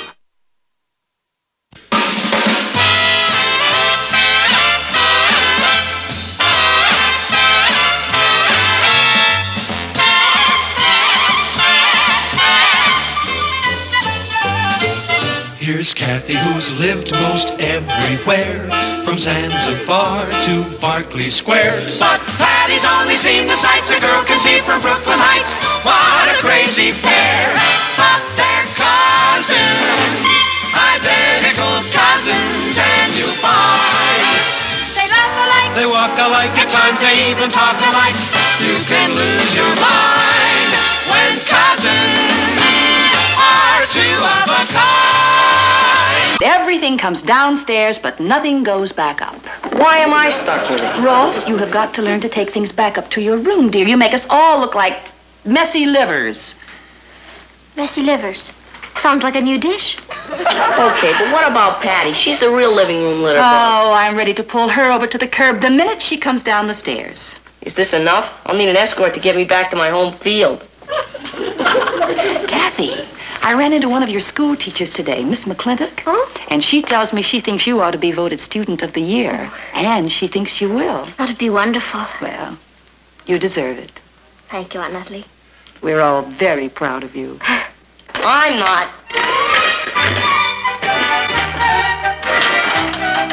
Now, what's that supposed to mean? She's setting a bad family example. Now I'll be expected to be Student of the Year. You make it tough on a poor little kid who just wants to remain a normal dope. Come on, Ross. I'll be your fighter escort and get you back home. Come on, with a short Santa Claus. Laugh all you can. You're next. Oh, Patty. Yeah? Oh, Mama, I can't take them up now. Richard is coming to pick me up. You know, you're improving, Patty. I am? You're thinking up excuses before I ask you to do something. Oh. Here, this just sort of floated down from your room. Mom, Richard really is coming to pick me up. I called first. You see? Honey, at least you can take the sun lamp up now. Mama, I like it there. You see, I use it to dry my hair while I'm on the telephone. And besides, it looks very nice there, like a regular lamp. If this were a barber shop, it might look like a regular lamp. Oh, honey, you can take these things up while you're standing here arguing about it. Mama, please, I have got to get to the shake shop to study. At the shake shop. Yeah, Rich and I always study at the shake shop. You wouldn't want me to flunk shake shop, would you?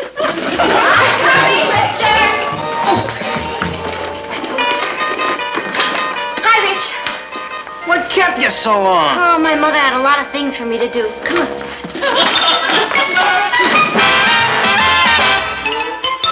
Meet Kathy, who's lived most everywhere, from Zanzibar to Berkeley Square. But Patty's only seen the sights a girl can see from Brooklyn Heights.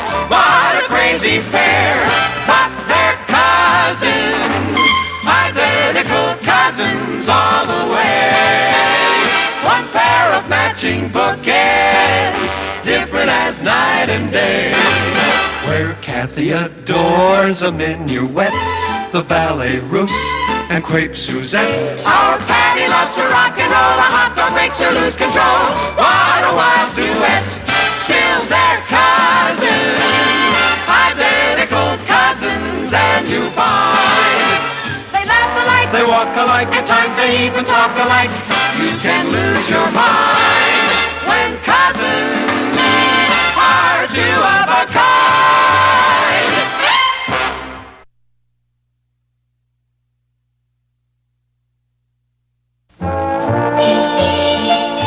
Patty, the habits we form when we're young are very important. You know something? I can't figure out how my case got to the Supreme Court so fast. I didn't even know I was on trial. You're not on trial, darling. It's just that whenever your mother and I ask you to do something, we get evasion instead of action. We're wondering if it's the same at school. Hey, I feel like I picked up the plague. Well, you have. The put it off plague. Happily, there's a simple solution. Tell me I'm simple. I wish I'd said that. All right. You take that same wonderfully wild energy that you spend evading things and you redirect it to doing things. Let me give you an example.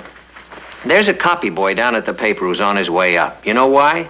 Because every time someone asks him to do something, he says, can do. No problem, no sweat. Now that boy is going places. You get what I mean? Yeah. You'd rather have a can-do copy boy than a no-can-do daughter. Patty, think about this. The point is, Patty, that the boy's attitude is refreshing and inspiring to everyone. Now, instead of taking a negative attitude, the secret is to say yes to life. You see? Without even realizing it, your cousin Kathy does.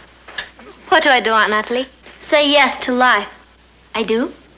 Yeah. Without even realizing it. You're serious, aren't you, Papa? You bet I am. Okay. Instant transformation. Can-do Patty. Good for you, darling. Now then, since this has turned into a family meeting... What meeting? The one you're in. Go ahead. My women's club meets here Thursday, and I would like some help making the coffee cake. Can do. Good meeting. It's not over. And I would appreciate some help polishing the silver. No problem. Great meeting. And the patio needs attention. Ross, I said the patio needs attention. No sweat. Oh, Patty, it's all right if the copy boy uses that expression, but, Oh, okay, Papa. No perspiration. Laugh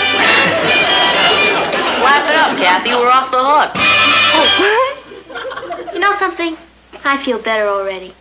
Patty, you're a wonderful girl to make an about-face like this. It was nothing. Oh, there's Richard. See ya. Bye. Bye, slave.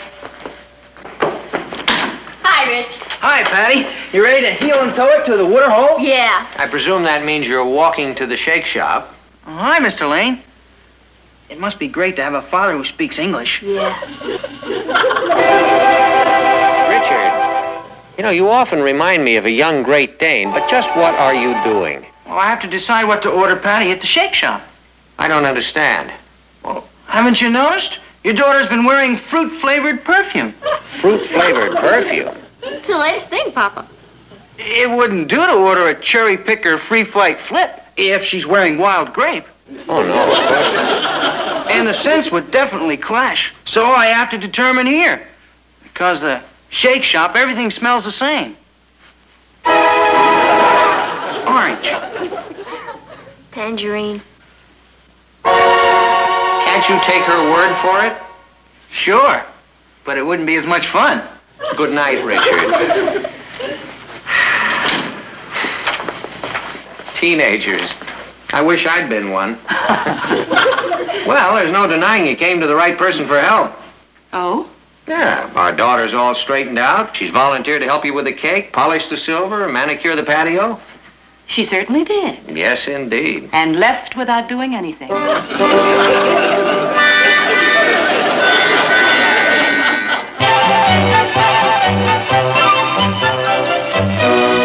As your advisor, I have called this meeting to select a new treasurer. Arthur, as you know, has enlisted. Of course, if anybody would like to volunteer... Can do. You, Patty? You really want to volunteer for this job? No problem. Well, unfortunately, Arthur was a little bit behind in his dues collections and postings, billings, banking.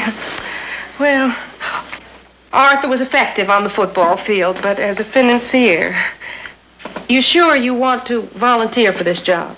No perspiration. No more. Thank you, Miss McClintock. Excuse me. Yeah. Here you go, Rich.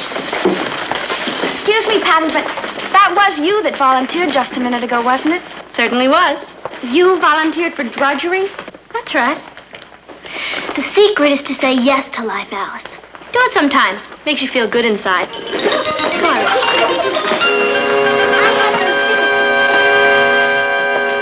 I don't know how soon she'll be back, Richard. She's a student representative on the Borough Beautiful Committee, you know. Volunteered. I know. She also volunteered to organize our Shake It or Leave It Club. Shake It or Leave It Club? I'm afraid to ask what that is. Well, it's a dance club, Mr. Lane. We're going to hold our meetings at the shake shop. Hello, Richard. Where's Patty? My club women will be here Thursday. The coffee cake isn't made. The silverware hasn't been polished, and the weeds in the patio are feeling very secure. Well, she's probably pacing herself. She's taking on too much. Yeah, she'll be burned out before she's 20, and I don't want to drudge for a wife. We'll worry about that when the time comes, and it hasn't. Now, meanwhile, you're both forgetting a truism. The more work you assume, the more work you can do. So relax.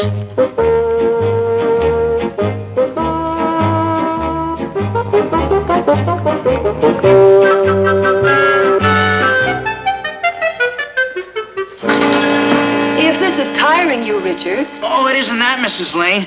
It's that I haven't had much sleep lately. Those committees are killing me. Committees? Yeah. Patty sets it up, and I carry out the work. I must have been up to 11 o'clock last night ringing doorbells. Was she ringing doorbells? No, she's too busy. Busy doing what? Well, you know, being the brains. That shouldn't take her too long. Where is everybody? Hello? I'm home. Hey, look at all of you. Hello, darling. Home is where the weeds are growing. Huh? Well, why don't you relax with us, Mr. Lane? Relax. This has to be against the child labor law. Ask your sister. I think she volunteered to write the original law. So where is she? Search me. Is there a neighborhood volunteer fire department? She may have joined that. Don't forget this. Well, now, just a minute. You should not be doing Patty's work for her. Can anybody around here say no? It's pretty hard to say no to her, Mr. Lane. You know how Patty is when she flies.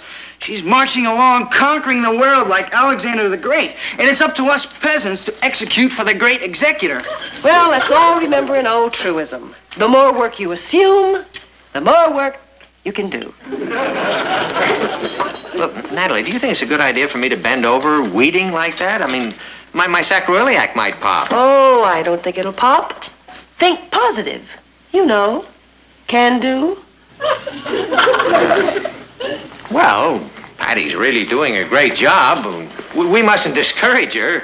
I mean, we wouldn't want to break her spirit now that she's learning how to assume obligations. Would we?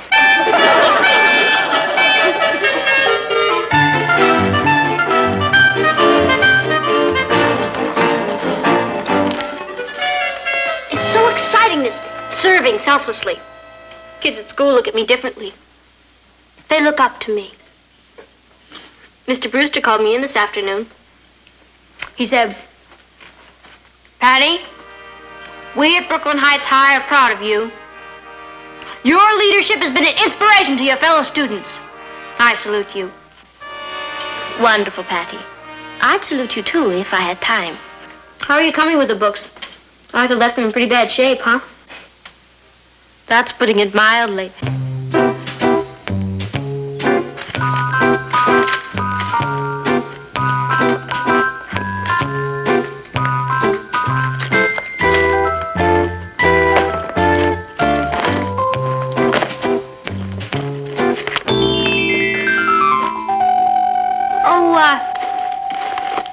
Mr. Brewster also said, Patty, you keep going at this rate, and you can be the first woman president of the United States.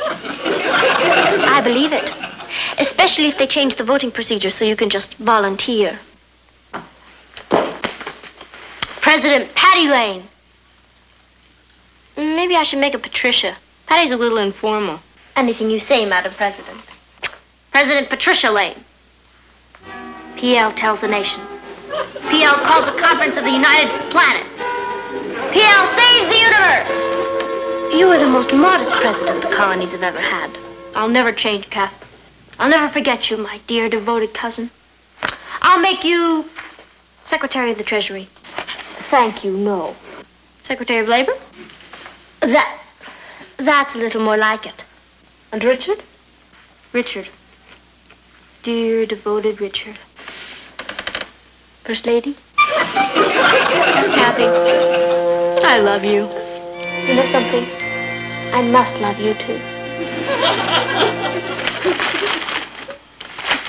You know, Kath, it's really nice having you studying down here with us. Thank you. It gets kind of lonely up in our room with Patty gone all the time. I hear when she runs out of local projects, she's gonna call a meeting on the moon. They'll elect her Miss Looney. She's wonderful. Hi, group. Just thought I'd drop by on my way to another meeting. When are you here? You're president of the Musicians Union. No. We just came from the shake shop, and there's a campaign to vote me Student of the Year tomorrow. Student of the Year? Hey, Natalie, did you hear that? Oh, yes. Yes, I did. It's like a regular ground surge. The kids think Patty's the most. Can do this, can do that. I don't think there's anything they think she can. Mr. Lane, aren't you feeling well? Oh, sure. I stand up fine, see? Congratulations, Patty. Thanks, Papa. Oh. You've opened up a whole rich new life for me. A life of milling masses, stumbling aimlessly, looking for a leader. Well, off to the cheerleaders awards meeting. You leaving so soon? I thought maybe you'd stay long enough to meet the family. Well, we who have so much to give must put aside our personal life and give. What do you know? Student of the Year. Isn't that wonderful? I think I'll take a walk to the library. There's a book I need. Excuse me. What did I say?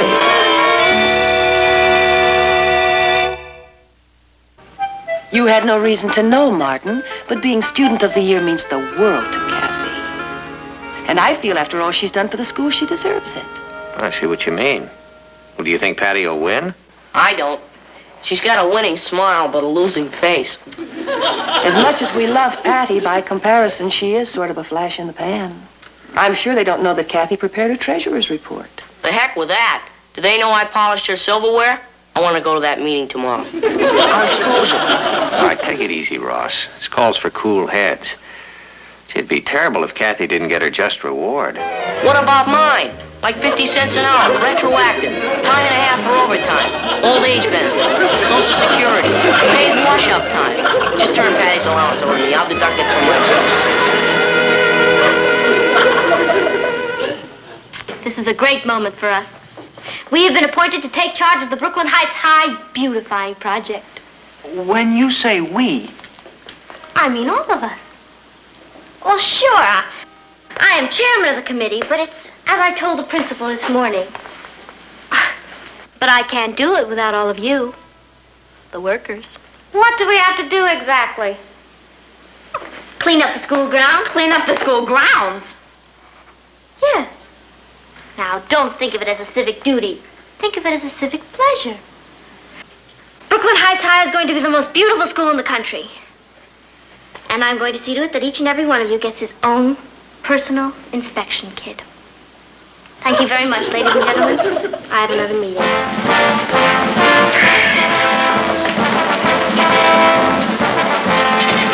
Patty, I don't know where you get the energy to do all this. You know something, Richard?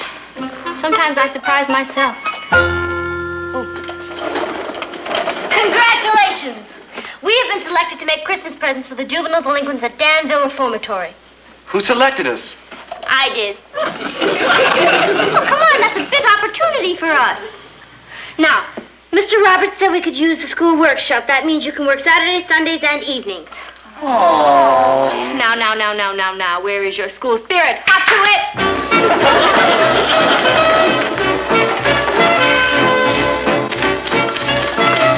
You've done it again.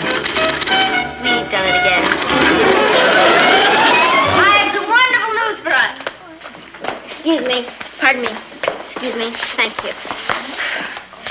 We have just been appointed to march with the Volunteer Fire Department of Brooklyn Heights in the Columbus Day Parade.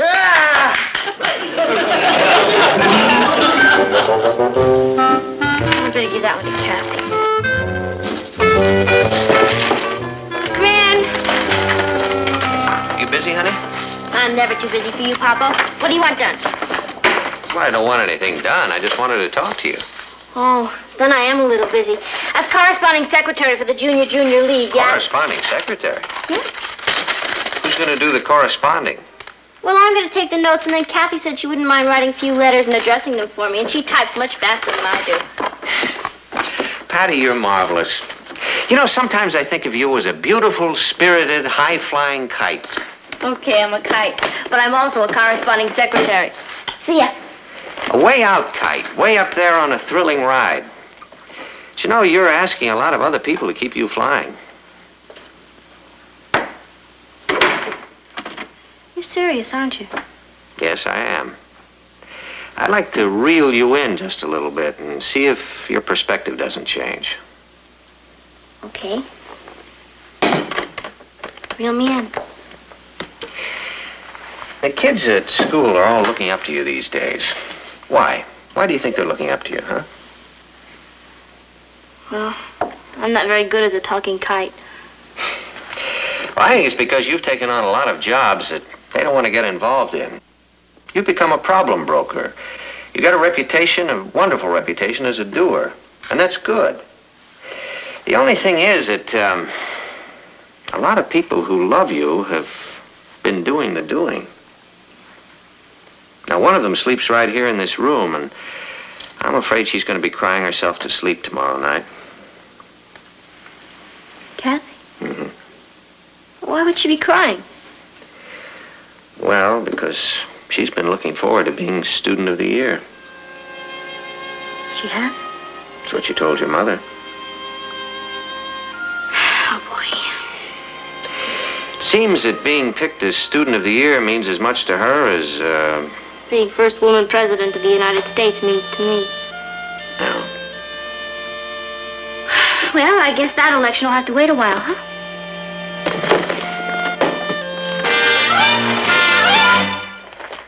Congratulations, Patty. Oh, thanks a lot. What for? I hear you're a cinch to be Student of the Year. Hi, Patty. How's it feel to be Student of the Year? Richard, they haven't even voted yet. Oh, I keep my ear to the ground. You're a cinch. Come on, they're starting the vote. We want to cast our ballots, don't we? Yes, we certainly do.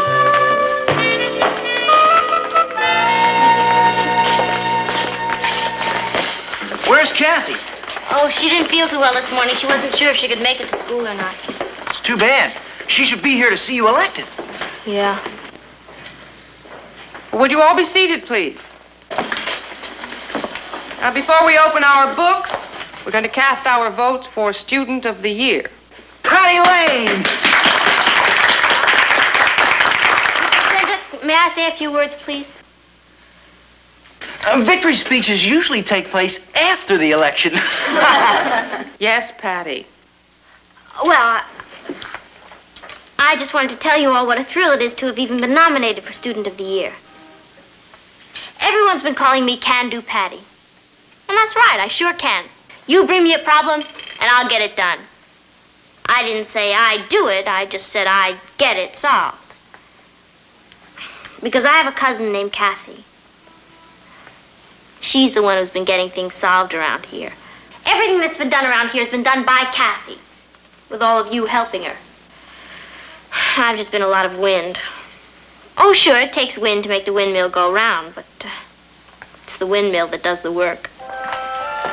Good morning, Kathy. Oh, good morning, Mr. Murchison. Aren't you late for class? Well, they're having the voting for the Student of the Year. Well, go on in. And I thought I'd wait until it was... Go on. Thank you.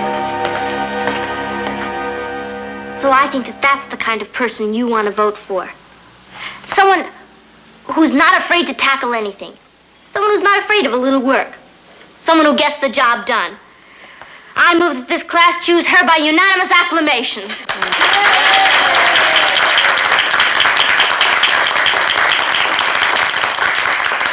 Well, it is passed unanimously. Is there anything you'd like to say, Kathy? No, Miss McClintock. Except that I believe the class has made a very wise choice. What did I say? You just made your acceptance speech, Kathy. You're Student of the Year.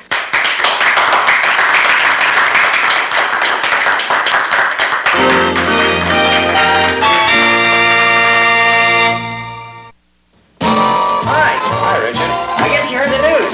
Yeah, Kathy told us. I wish you would have heard Patty. You sure would have been proud of her. I've always been proud of her, Richard.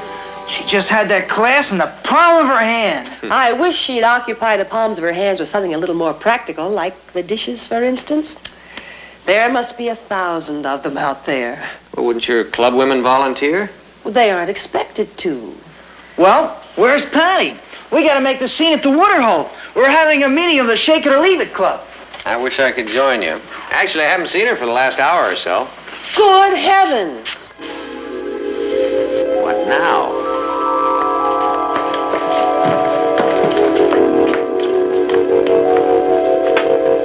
Is that you, Patty? Yeah, that's me. Can do, Patty.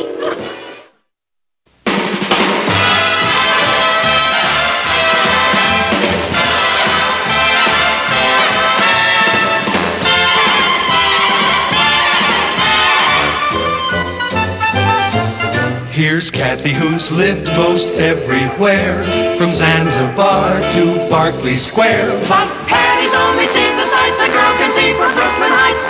What a crazy pair! But they're cousins, identical cousins, and you'll find they laugh alike, They walk alike, at times they even talk alike. You can lose your mind when cousins are In the Shake Shop. I was sitting at this very table, sharing a banana dream with Richard. And suddenly I looked up, and there he was in the phone booth. Who introduced you? Well, nobody yet. Then how do you know his name? Well, while he was in the phone booth, I happened to take a look at his briefcase. He was just transferred here from a very chic boarding school in Connecticut. How did you know that? I happened to be passing by the registrar's office this morning, and I looked up his school file. Patty, don't you think that's being a bit nosy? Kathy, when the most divine man who ever lived pops into your life, you don't just sit around. You go. Couldn't you go a little more slowly? He was born in Boston, and his folks are terribly blue blood. That was in his school file? No, that was in the social register. Kathy, he's got everything. What about Richard? Richard? Richard's very sweet, and I really like him. But when you meet someone like Woodrow Warren Caldwell,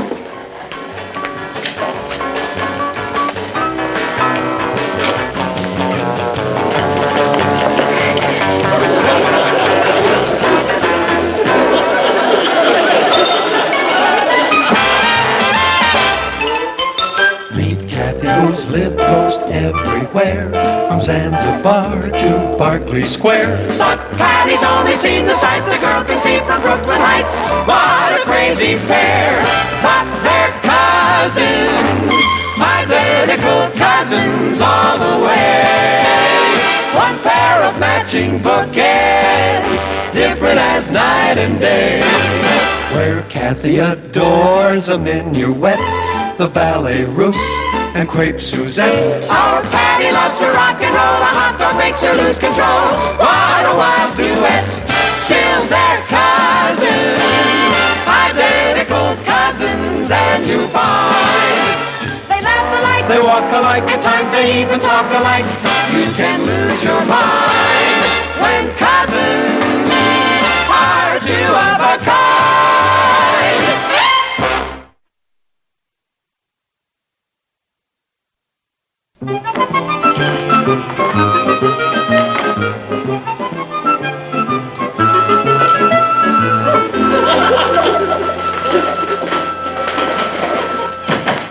Hello there. They said the feature editor of the Bugle wanted to do a story on me. I'm Woody Caldwell. yes, you certainly are. Hi, I'm Patty Lane, feature editor. Where shall we start? Well, why don't you tell me all about yourself? Well, I was born in Boston. How did you know? Oh, I just took a lucky guess. Oh, well, then I went to day school. Don't you want to take notes? Notes? Oh, no, I have total recall. Like an IBM machine. You're terrific. You're a sensation. Do you have any hobbies? Yes, I'm terribly keen on squash. Your hobby is eating squash? Squash. Tennis. Oh, of course. Hi. And goodbye. Well, hello. I'm Sue Ellen Turner. I'm Woody Caldwell. Isn't that funny? My father told me I'd probably run into you. That's very Your funny. father? Yes, Dad is vice president of the First Mortgage and Trust Bank down in Wall Street. Well, that's where Dad banks. Yes, I know. They're great buddies. My father's managing editor of the New York Daily Chronicle. We must get together soon. Where's it? At the Brooklyn Heights Mortgage Savings and Loan Association. I'll call you. Yeah, about this interview. I'm afraid I have to make a class. Oh, Bye. bye. What a charming boy. Well, I saw him first, so forget it. You? Yes? My dear child, there's only one girl in this entire school with the wealth, background, and social position worthy of Woodrow Warren Caldwell III, and you're looking at her. Excuse me. Let me get this straight, Patty. You want me to tell you all about our ancestors, huh? That's right. Who were the Lanes, Papa? What did they do? Well, they were mostly... Patty, why this sudden interest in genealogy? What's something I've always wondered about? Huh? Well, I can tell you one thing about them. You can be very proud of your forebears. I can? Oh, yeah. They've all been good, decent, hard-working people. That's all? Wasn't that enough? Oh, sure, Papa, but... Well, weren't any of them, like, famous or distinguished or noble? Well, let's see now. Well, it was old Joshua Lane of Brattleboro. There was? Yeah. He founded the first general store in Vermont. A storekeeper. And then there was Lieutenant Noah Lane, who fought in the Civil War. A war hero? Yeah. He was one of the first Union officers to be captured. Captured? Oh, you mean in a gallant stand against the foe? No, actually, it was in the retreat from the Battle of Bull Run. Martin, you can spare these slacks, can't you? Yeah, I think so. They look like they belong to Ross. Hey, Mama, you're not going to give away my green sweater. Oh, well, you never wear it, dear. I know, but it's my favorite one. Now, Patty, surely you're not going to begrudge an old sweater to the Salvation Army. Oh, not the Salvation Army. We've a new neighbor who's starting a thrift shop. Mrs. Caldwell. Oh, okay, I guess if it's for charity. Did you say Mrs. Caldwell? That's right. Mrs. Woodrow Warren Caldwell?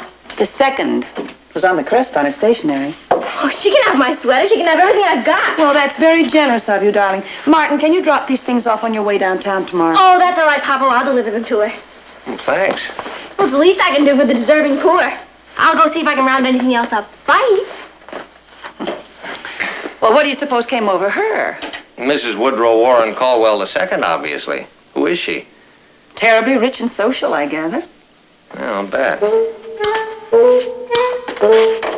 I'll also bet she has a son named Woodrow Warren Caldwell III. My dear, I'm overwhelmed. Such generosity. Oh, it's nothing really, Mrs. Caldwell. Don't be so modest, my child. Some of these things are practically new. Yes, that's our way. We like to wear things once and then just give them to some worthy cause. Well, I'll have to send your mother a very special thank you note. Oh. What is your name, child? Patty Lane. Lane. Are you by any chance related to the Boston Lanes? Interesting you should ask, Mrs. Caldwell. As a matter of fact, one of my ancestors, Joshua Lane, was the first man to set up credit with the Indians in Vermont. Really? It was sort of a pre-Revolutionary War diners club. Really? Yes. His great-grandson, who was General Noah Lane, was almost a big Civil War hero. How interesting. Yes, thank you.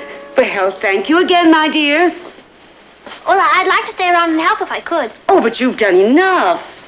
Oh, well, I'd like to rally round. Really, I would. Well, we do need someone to make an inventory of all these things. Wizard. Now, just write down the name of the things we have to sell, and then we'll... Good heavens! Here comes another good Samaritan. Bless its little heart. Oh, it's you. Oh, we don't want this junk, Mrs. Caldwell. Mom sent them, Mrs. Caldwell. I'm Sue Ellen Turner. Oh, so you're the Turner girl. How kind of you. I also wanted to volunteer my services. Well, we don't need them. Thank you very much. Oh, please, I so want to help. Very well, dear. You can make an index of the list of our donors. Thank you.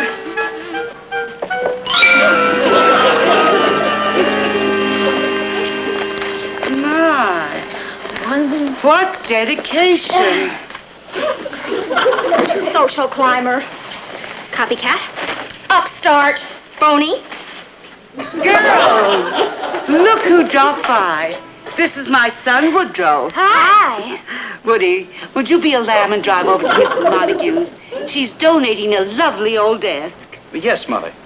Well, it's a little large. I wonder if you can manage it yourself. I'll go. Let me help. Well, that's what I call esprit de corps. Patty. Yes. You better finish the inventory. You go, Sue Ellen. Yes, Mrs. Caldwell. Shall we press on, darling? I'll give you the address.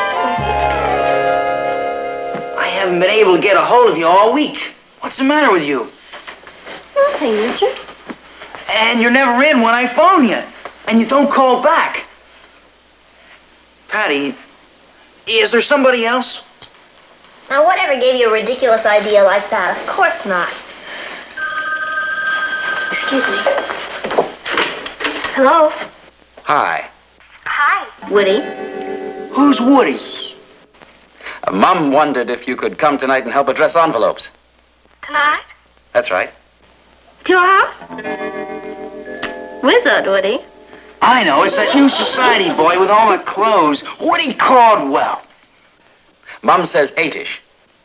8-ish? Right-ish. Bye. So, there was somebody else. I was right. Yes, Richard, I'm afraid so. But Patty, you're my girl. Till the end of time, you said. And I meant it, Richard. I really meant it. When you meet somebody like Woodrow Warren Caldwell III. Yeah, sure. I know he's got social position and good looks and fancy clothes. And he drives around in a jazzy foreign sports car. But aside from that, what's so special?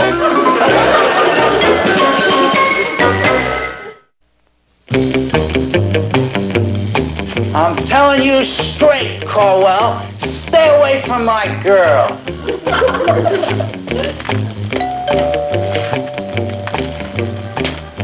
Okay, Caldwell, if that's the way you want it.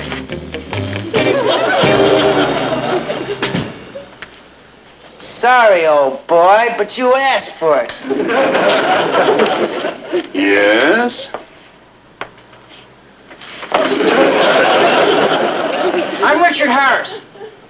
I want to see Woodrow Warren Caldwell III. Of course, this way, please. Thank you. Stop.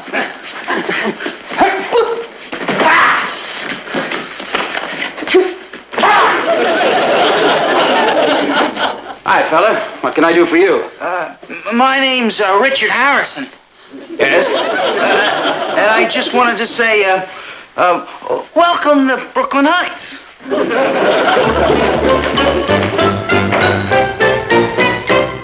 Sis, on your feet. You're invited to a party.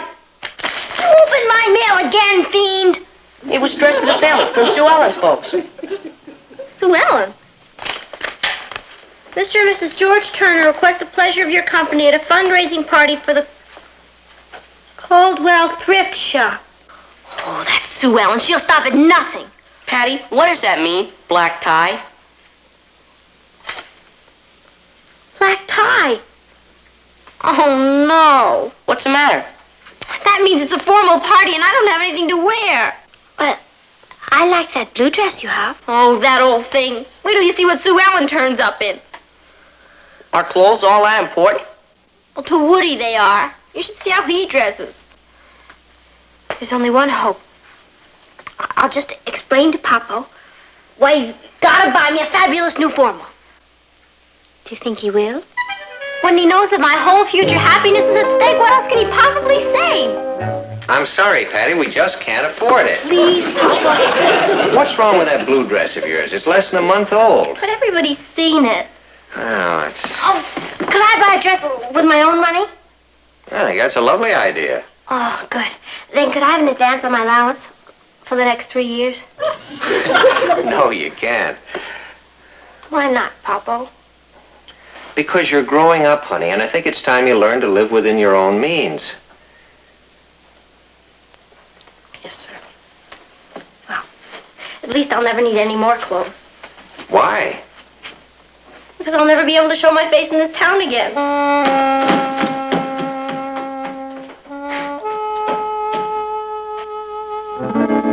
It looks beautiful. It's awful. It's charming. It's a disaster. Now, stop that, Pat. It's a very nice little dress. That's exactly what it is, Mom. Can you imagine what a fabulous creation Sue Ellen's gonna have on? Oh, Mother, it's utter heaven. Patty will sink through the floor. You know, I suppose it's rather silly. But I would much rather that you were wearing this. Oh, Mother, that old thing was my first formal gown. Yes, darling, I know. That's why I'm so very fond of it. Now, I suppose it'll just sit here. Oh, Mom, I know. I'll donate it to the thrift shop. Well, now that's a very good idea. I'll take it over. Who knows? Maybe some poor deserving girl can use it.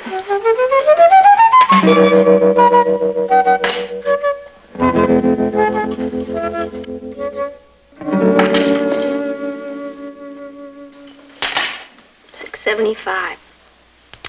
I'm dead, Kathy. Patty, be sensible. Wear the blue. No!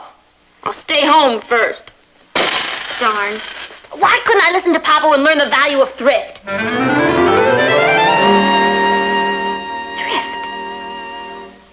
That's it. I'll go to the thrift shop. I'm sure to find a gown there. An evening gown? Well, sure. Mrs. Caldwell's rich friends donate all kinds of things. Come on, Kathy. Pick up some of the money. It's me. It is lovely. You're lucky it came in just a little while ago. Oh? It's just about my size, too. How much is it? How much did you want to spend? $6.75. Very well. It's yours. Oh, Kathy! I can just see the look on Sue Ellen's face when she sees me in that. I'm sorry, it's all in change, but I think it's all there. 75. I'll get that. $1, Kathy. Here. My, you all look so pretty. Thank you. Well, they should. They've been getting dressed since Tuesday. Oh, Miss Sue Ellen. Hi there. Sue Ellen, what a beautiful gown. Oh, thank you. I can't wait to see yours. Oh, yeah, as soon as I fix my hair a little bit. Oh, Patty, the room back there. Thank you. Come on, Kathy. Excuse us.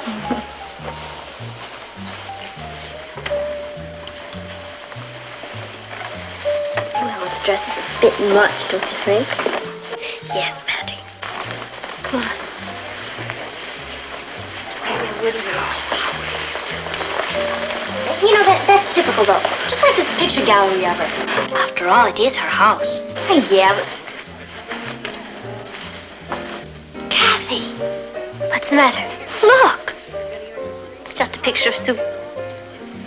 Oh, no. She's wearing my dress. She can't be. But she is, look! Christmas at home, my first formal gown. She gave it to the thrift shop. That's the dirtiest trick I've ever heard of. What are you going to do? Well, for openers, hide.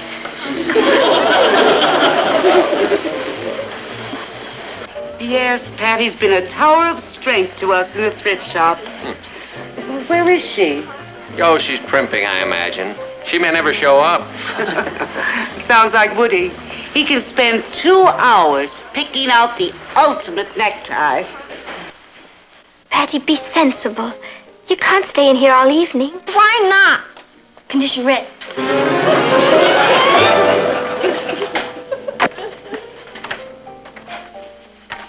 Where's Patty?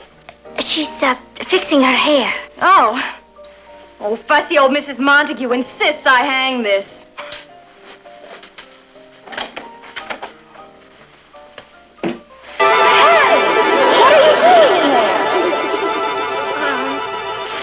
I got lost.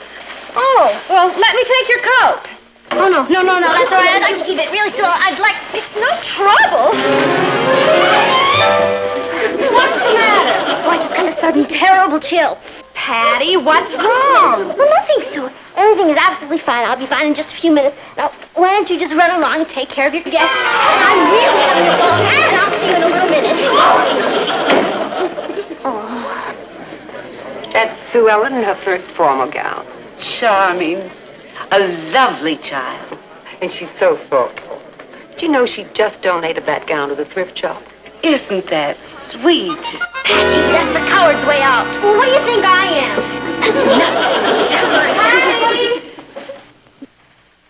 Swell. Yes, Kathy, I see what you mean about that dress. Patty! Where did you get that dress? I had a little dressmaker who ran it up for me. Oh, really? Yeah, she does all my things. That just happens to be my old evening gown. That's ridiculous. There's this little old lady Let me who has see a that shop, label. and every time I want a I was nice dress, right. So you went to the thrift shop and bought my old dress. I did not. Well, I didn't know it was your dress. Please, Sue. Promise me you won't tell anybody. Please? Promise? Buddy, pal, friend? Of course not. I'd be an utter monster, too. Oh, and you're not. You're kind and sweet and generous, Patty. Mrs. Caldwell wants to say hello. Oh, she'll be right in, Mrs. Lane. This is going to be a beautiful party.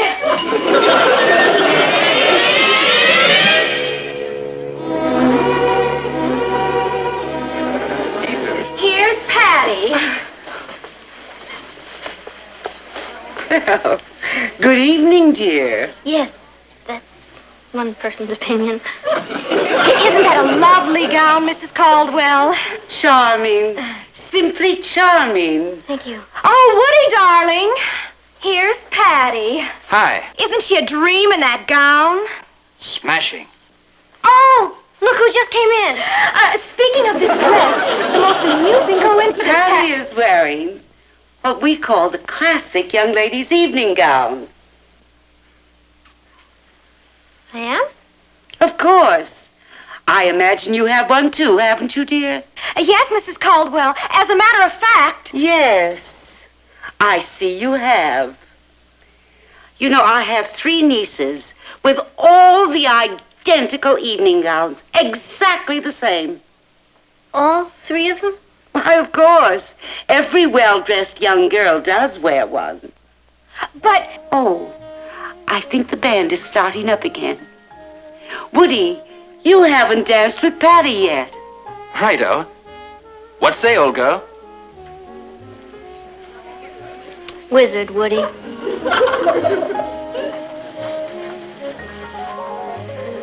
They make a charming couple, don't they? Yes. Don't they?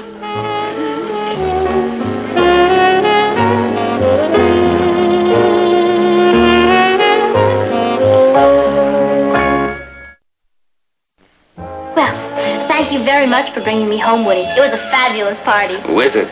Are you free next Saturday night? Oh, I suppose I could arrange it. I'm giving a welcome home party.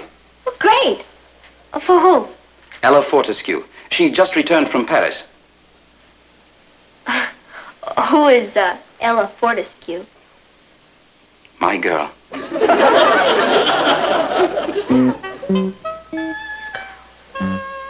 That's right. You'll adore her. See you 7-ish. Bye. Bye-ish.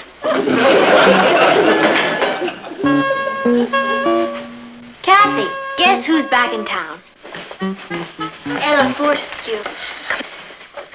Woody told me at the party tonight. He's been going with her all his life. Yeah, now he tells me. What am I gonna do? Oh, you'll survive. And then there's always Richard.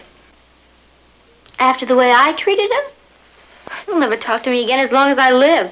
And I don't blame him. You know something? He's too good for me. You're right. He is. Richard, what are you doing here? Oh, I'm just passing by. Kathy phoned you. Well, I didn't think you'd mind. You're not angry. Angry? I could kiss you. Richard, I am gonna fix you the most beautiful sandwich you ever saw. Turkey, chicken, cheese, ham, lime, coleslaw, pickles, mustard.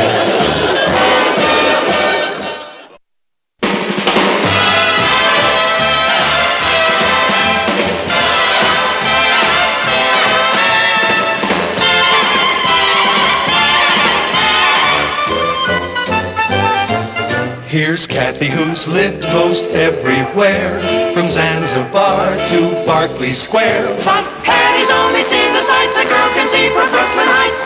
What a crazy pair, but they're cousins, identical cousins, and you'll find they laugh alike, they walk alike, at times they even talk alike.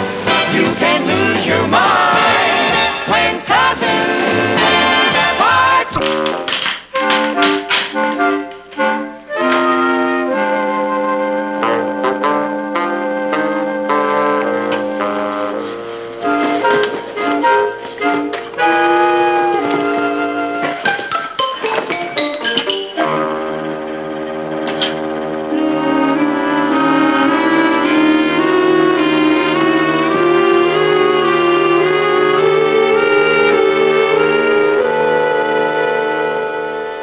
Patty?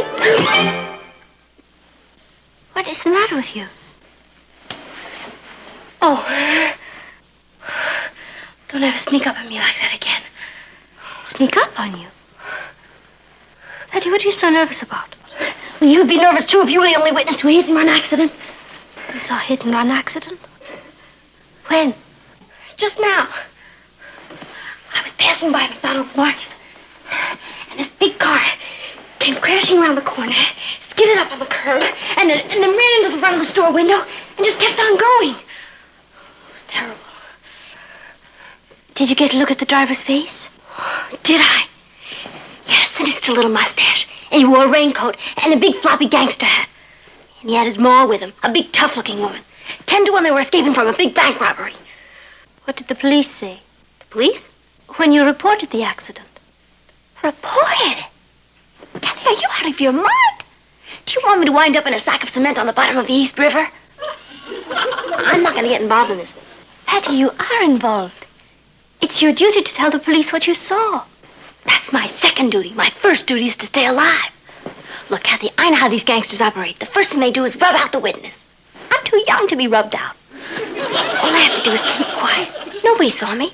And if I keep my mouth shut, there's no way they can find out that I saw them. Or that I was even at the scene of the crime.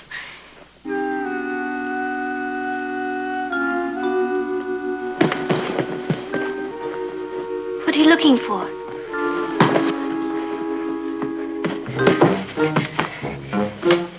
You know that gold bracelet I got for Christmas? The one with my initials on it? Yes.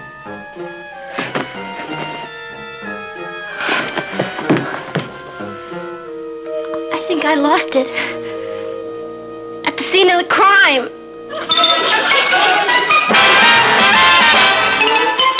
Meet Kathy, who's lived most everywhere, from Zanzibar to Berkeley Square. But Patty's only seen the sights a girl can see from Brooklyn Heights.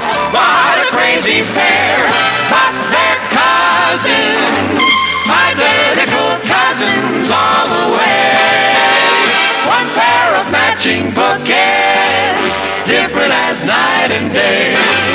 Where Kathy adores a minuet, the ballet russe, and crepe Suzette. Our Patty loves to rock and roll. A hot dog makes her lose control. What a wild duet.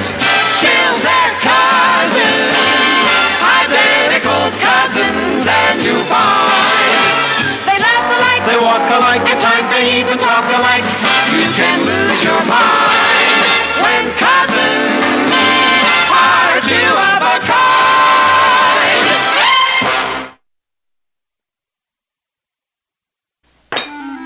Say, isn't Patty gonna have any lunch? She says she's not hungry. She all right? With Patty, how can you tell? She sure seems nervous. I came up behind her this morning and said good morning, and she jumped 10 feet.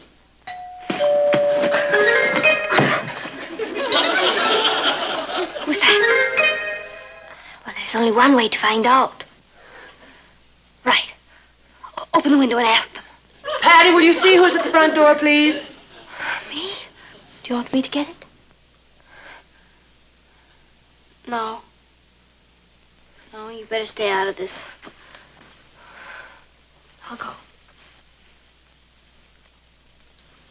Say goodbye to my folks for me.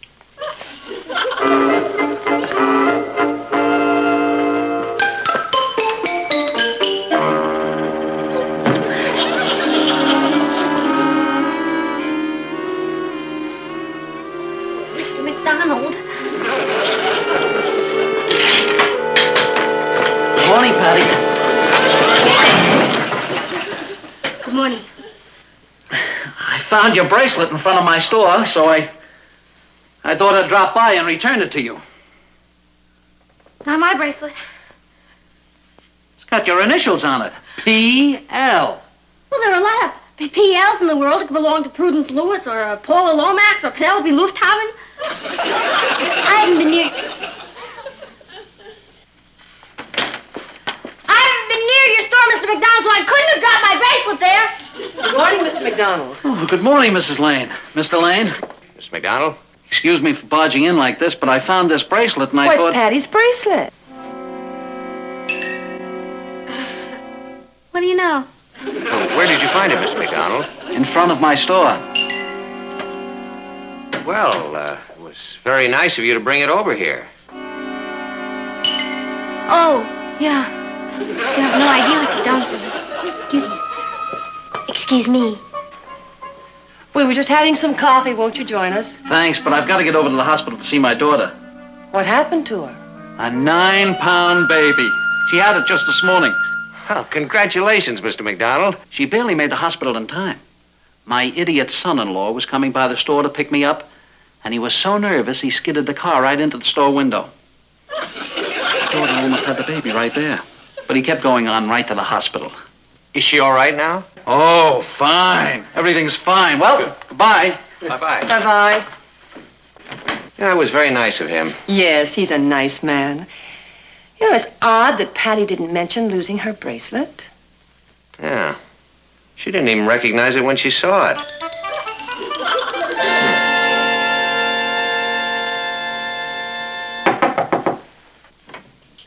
Who is it? Kathy. Yeah? Let me hear your voice again. Patty, will you open this door? Just a minute.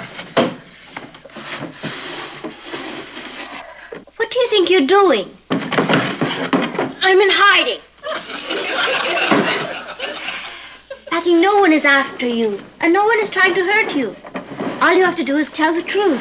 Look, I've got a great idea. Since you're so brave, why don't you go down and tell them that you're me and you saw the whole thing and you're not...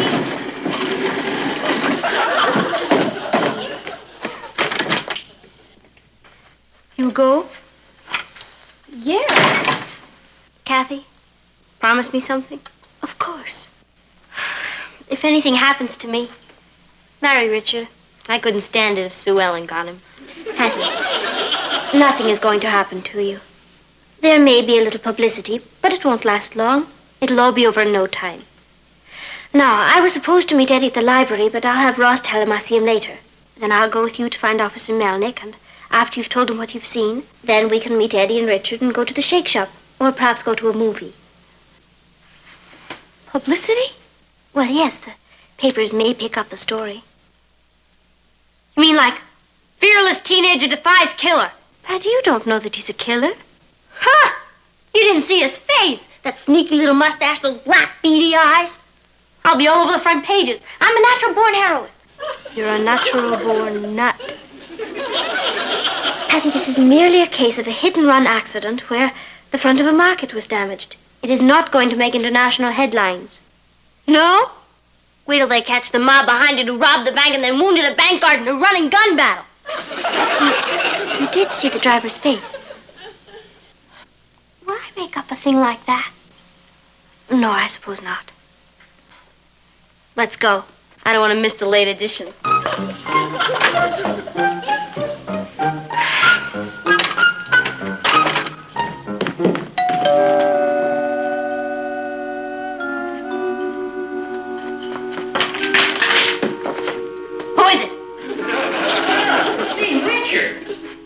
Yeah? Do you have any identification? Patty, for heaven's sake. Well, I can't be too careful.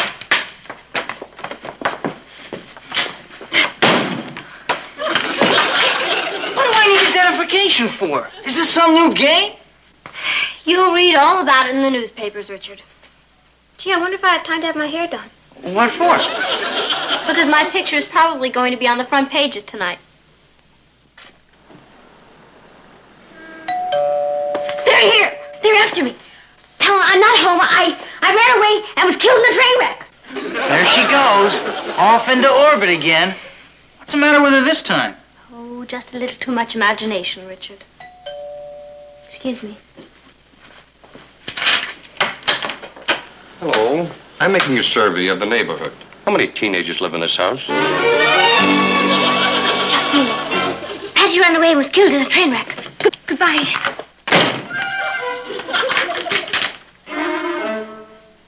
Patty was telling the truth. She is in danger. In danger? Patty!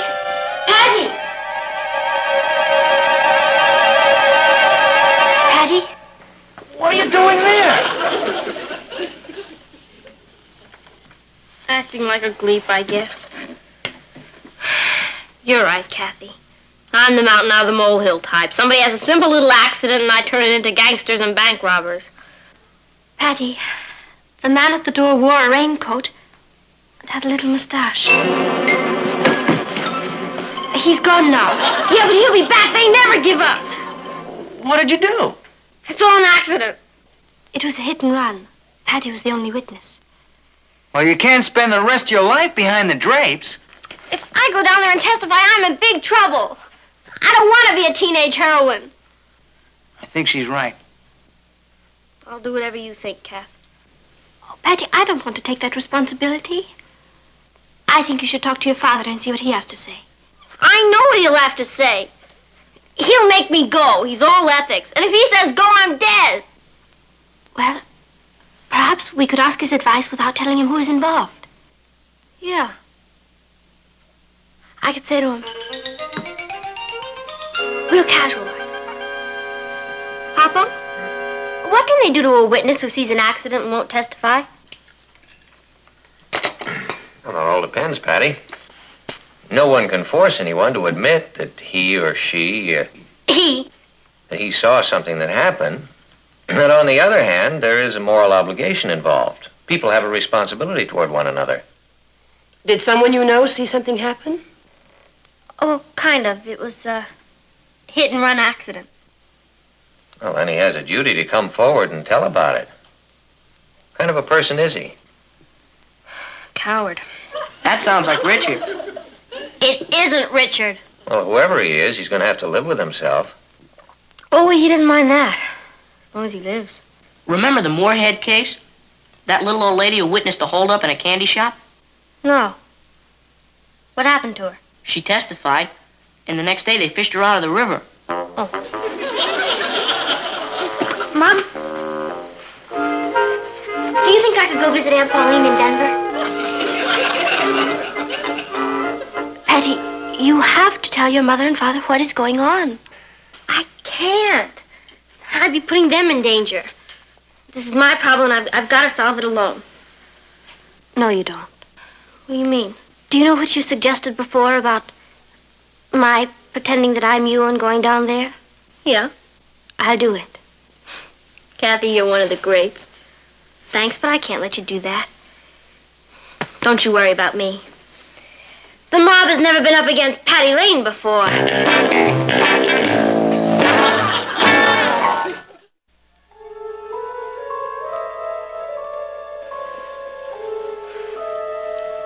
That's him. He did it. That's the man. He did it. Objection, Your Honor. My client, known as the killer, is innocent. I would like to cross-examine the witness. Proceed. Miss Lane, you say that you saw the defendant crash into Mr. McDonald's market and then make his escape. Yes, sir, I certainly did. Do you realize how dangerous it is to identify one of the mob? I'm exceptionally brave. There's still time to back out. You could visit your Aunt Pauline in Denver. No, sir. It is my duty as a citizen to go through with this. What if they gave you a new white evening dress with matching bag? I'll not be bribed. She's the most fearless witness we have ever had in this courtroom. I want a front-page story written about her. That won't be necessary. Second page will do.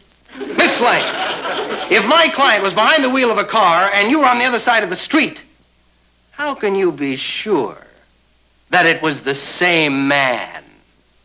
Your Honor, there are thousands of men with mustaches. I move the charges be dismissed. That's true. The state has no case. I have no choice but to dismiss the charges and let justice be made a hollow mockery of. Wait!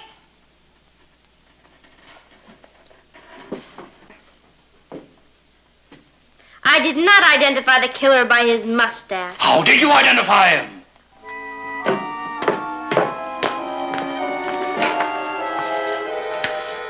By the mole on his right wrist. Your Honor, I have 20/20 eyesight. This court finds him guilty. And Miss Lane, the country owes you a debt of thanks. Thank you.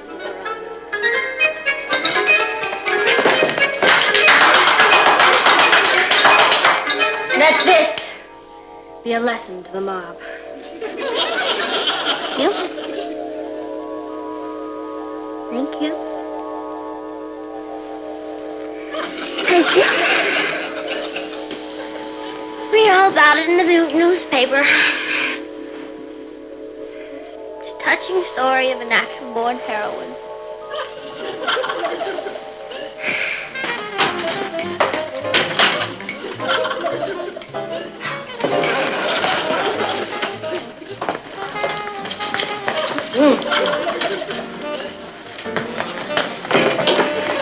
Hi, Patty. I'm incognito. I went by the market. Yeah? A lot of detectives swarming around? I didn't see any. Please playing it cool. I found a story about a bank robbery. Yeah? Where? In the Chronicle. No, where did it happen? On Hastings Street. That's right near the market. I knew it. According to the story, the robber escaped on foot. Where are you going? Home to get under the covers.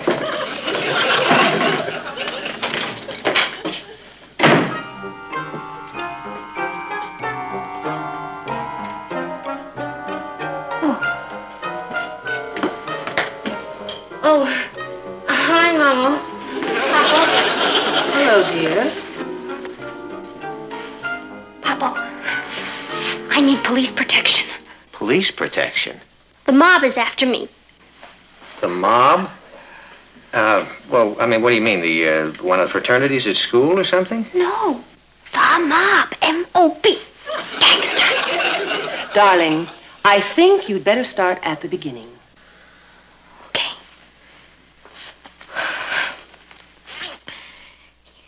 You know that friend I told you about who witnessed the accident? Yeah. That was no friend. That was me. Patty, what was it you saw? The bank robber who crashed into McDonald's market. Patty, What makes you think he was a bank robber? Well, there was a big bank robbery that day, and then this car came crashing around the corner and banged into McDonald's window, and then just took off. Now, what reason would any honest citizen have for leaving the scene of an accident? I can think of one. Patty, was there a woman in the car with him? His ma. Well, that cleans up a lot of things. To tell you the truth, I was kind of scared at first. But since I am the only witness, I figure I should testify. But I am kind of young, and I think I should have some kind of protection. Honey, why didn't you come to us about this? Well, I thought if I told you, they'd go after you, and I didn't want anybody to hurt you. You were protecting us. Yeah. Oh, Patty. Listen, you don't have anything to worry about. Let me explain. The man who ran into the front of the store was Mr. McDonald's son-in-law. His wife was going to have a baby. That's why he was in such a hurry to leave the scene of the accident. He had to get her to the hospital. He wasn't a bank robber. No. And all this time I've been brave for nothing. I don't think bravery's ever really wasted. One day it'll come in handy. I feel like an idiot. Aw. I'll get it. As long as I've come out of hiding.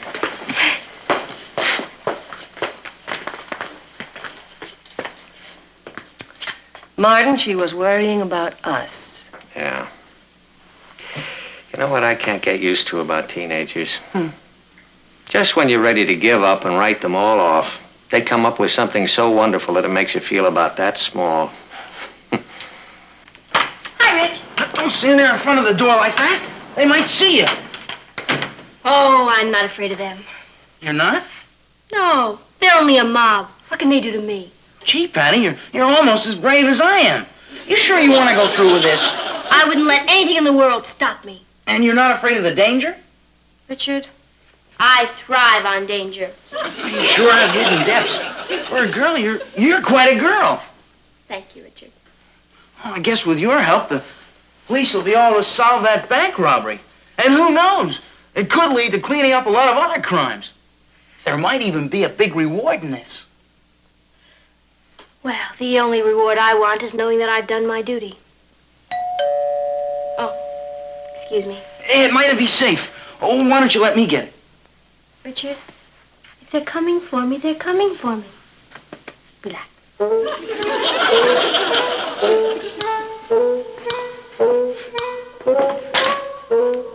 Hello? Hello. Are you Patty Lane? Yeah. I'm Detective Don Anderson. May I come in? Sure. Thank you.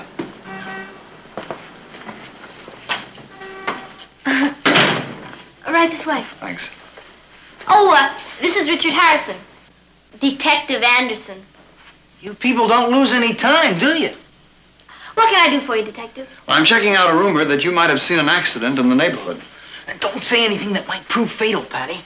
It's all right. You mean the McDonald case? That's right. Oh, won't you sit down? Thank you. Yes, I saw the whole thing. I was just saying to Mr. Harrison, what good is a witness unless he testifies? Wasn't I, Mr. Harrison? Yeah, that's what Miss Lane was saying. At the time the car hit the store, did you happen to notice a man walk past with a paper sack under his arm? Yeah. I remember thinking that the car was going to hit him if he didn't get out of the way. Poor man, he must have been pretty scared. He ran like a rabbit. Would you be able to identify him if you saw him again? Yeah, I think so. He was a little man. With kind of a round face and a funny chin. Why? That's the man who held up the Brooklyn Heights Bank.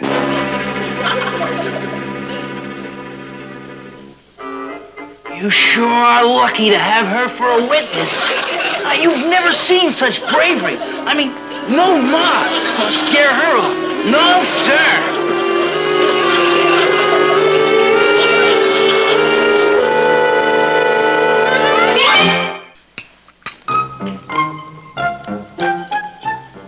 Isn't it wonderful that they caught the bank robber? Kathy, read that part about me again. Patty, I've read it 4 times. I like to hear it. It isn't often you get to bask in the limelight. All right.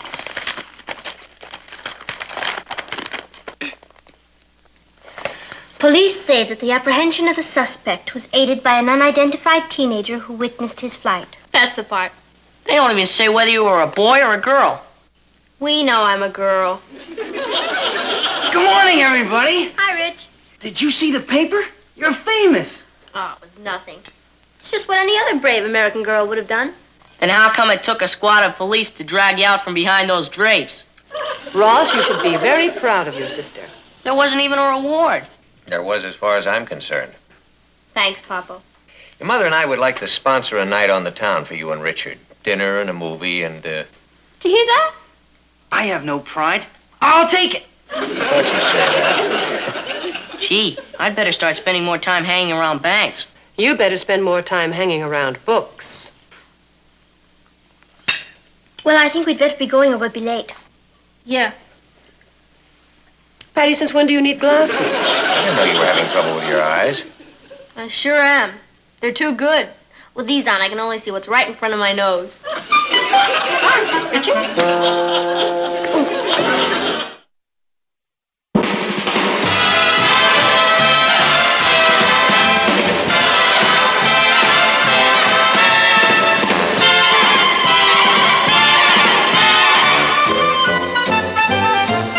Here's Kathy, who's lived most everywhere, from Zanzibar to Berkeley Square. But Patty's only seen the sights a girl can see from Brooklyn Heights. What a crazy pair!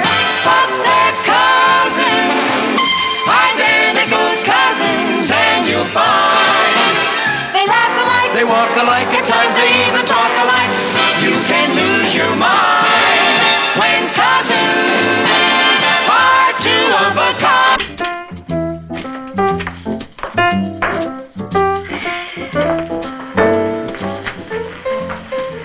Have you seen my bowling bag? No, I haven't, Patty. I could have sworn it was in there. Did you look behind the shoeboxes? No, that's where I keep my old magazines. Oh, I'll bet it's in the downstairs closet. How was your day? Well, usual front page stuff.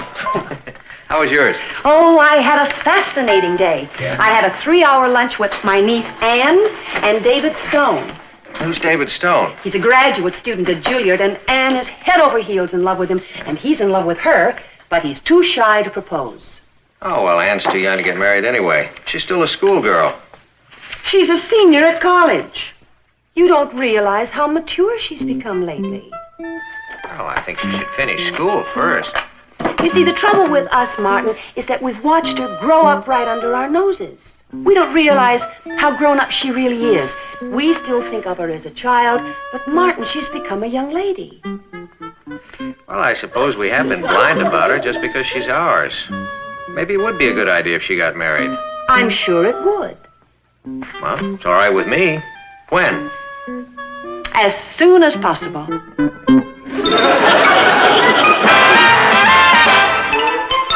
Meet Kathy, who's lived most everywhere, from Zanzibar to Berkeley Square. But Patty's only seen the sights a girl can see from Brooklyn Heights. What a crazy pair! But they're cousins, identical cousins all the way. One pair of matching bookends, different as night and day. Where Kathy adores a minuet, the ballet russe, and crepe Suzette. Our Patty loves to rock and roll, a hot dog makes her lose control. What a wild duet, still they're cousins, identical cousins, and you find they laugh alike, they walk alike, at times they even talk alike. You can lose your mind when cousins are 2 of a kind.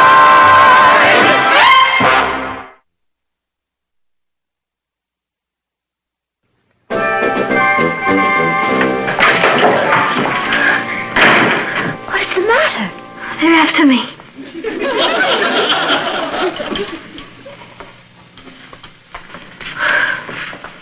Who is after you?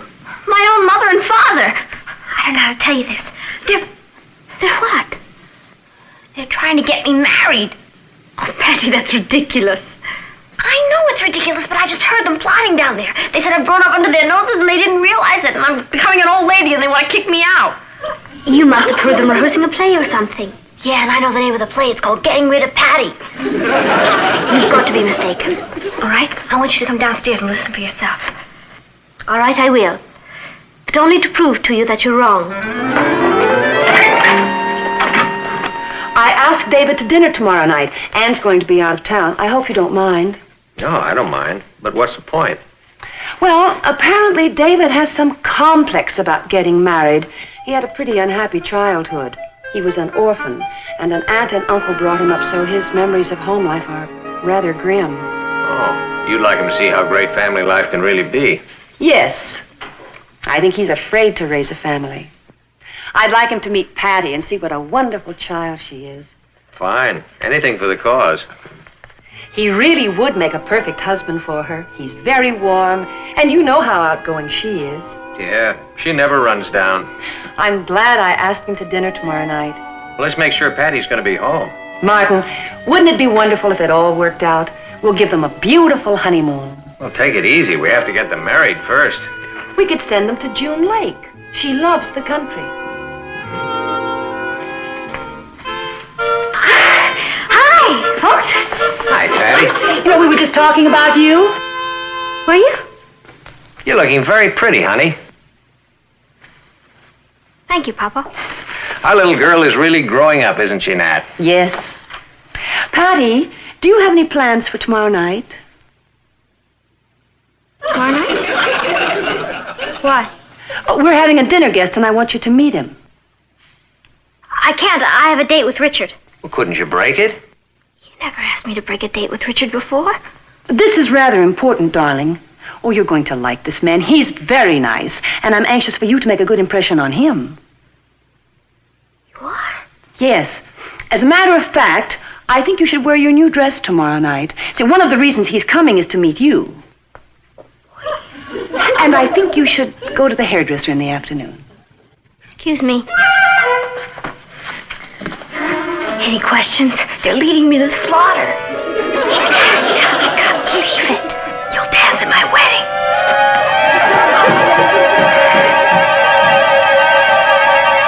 Hello, Uncle Martin. I'm Natalie. Hello, dear. Hello, Kath. Uncle Martin, I know this seems ridiculous, but Patty seems to think there's going to be a wedding around here. Does she? Well, with a little bit of luck, there will be. That's exactly... Oh. Who is the man? He's studying composing at Juilliard. He's a very lovely person. Excuse me. I wonder how Patty knew. Oh, kids today are marvelous. They sense things. Did you find out anything? Yes. They are trying to get you married. My own mother and father are arranging a marriage behind my back to a man I'd never even seen. You think we're in the Middle Ages? Well, I won't marry him. I simply can't understand them. I'm not ready to get married, Kathy. I got a C- in home economics. Now, who'd want a wife like that? Boy, they sure must be anxious to get rid of me. Oh, I'm sure it isn't that, Patty. Papa's always talking about how expensive everything is. Maybe if I ate less, they'd let me stay. You've got to do something. I want Richard. Oh, Richard, I'm so happy to see you. You saw you less than an hour ago. It seems like a lifetime. Oh, what's wrong? I have to break my date with you tomorrow night. Well, why? I'm going to get married. Oh? Well, what about Tuesday night? She's serious. Serious about getting married? Oh, what is it, a school play or something? No, it's real life. Patty, you've been watching too much television. You can't get married. You've got a C- in home economics. You see, he knows I'm not ready to get married. What's she talking about, Kat? I'm afraid it's true, Richard. Her mother and father are planning to get her married. Well, I'm not ready to get married yet. You're not the man they've chosen. You mean they want you to marry somebody else? Yeah, you're beginning to get the idea. Who is he? I don't know. I haven't met him. All I know is they're sending us to June Lake for our honeymoon because they think I like the country. Patty, they can't do this. They made me break my date with you tomorrow night because they invited him to dinner. And I'm supposed to wear my new dress and go to the beauty shop and be very charming. When you get married, it's going to be to me, and that's not going to be for a long, long time. You haven't met him, but he hasn't met you either. So? So, they told you to be charming. So? So don't. How can I help it? Hey, I get it. She means make yourself unattractive and act stupid. Oh, he'd never believe it. You've got to try. I mean, if he doesn't like you, there's not going to be any marriage, right? Right. Kathy, I've got to hand it to you. When the chips are down, you're brilliant. All right, let's figure out the kind of girl that would be least likely to appeal to him. He's a long-haired musician. A long-haired musician? Well, then Patty can act herself. Oh, we really got to make him head for the hills. He'd probably like someone who was scholarly, like serious books, art, the theater, the classics. All you have to do is be opposite. That's not hard. That's the real me. All right, let's rehearse it. You really have to frighten him away tomorrow night. Richard, you be David. David, huh? I don't even like his name. I'll be your mother. Good evening, David. It's so nice of you to come. This is my daughter, Patty. Patty, David. I'm very happy to make your acquaintance. I've heard a great deal about you. Tell me, have you read any good books lately, David? Oh, yes, indeed. I just finished reading the Odyssey. I read the sequel, The Evensy. Pretty good, huh? Have you seen any good plays lately? Yeah, Gonzalez checked Mickey Mantle out on the top of the night with bases loaded. This is a rehearsal, Patty. Oh. Tell me, are you fond of Glück? Only if it has a lot of cream and sugar on it. That should frighten him away.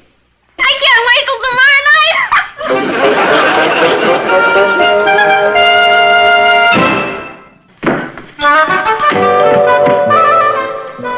That's him. He's early. Yes, your mother and father aren't back yet. Yeah, I know. They went to get him some caviar or something. What do we do? Well, we can't keep him out there. Let him in. You can get rid of him before they get back. Yeah.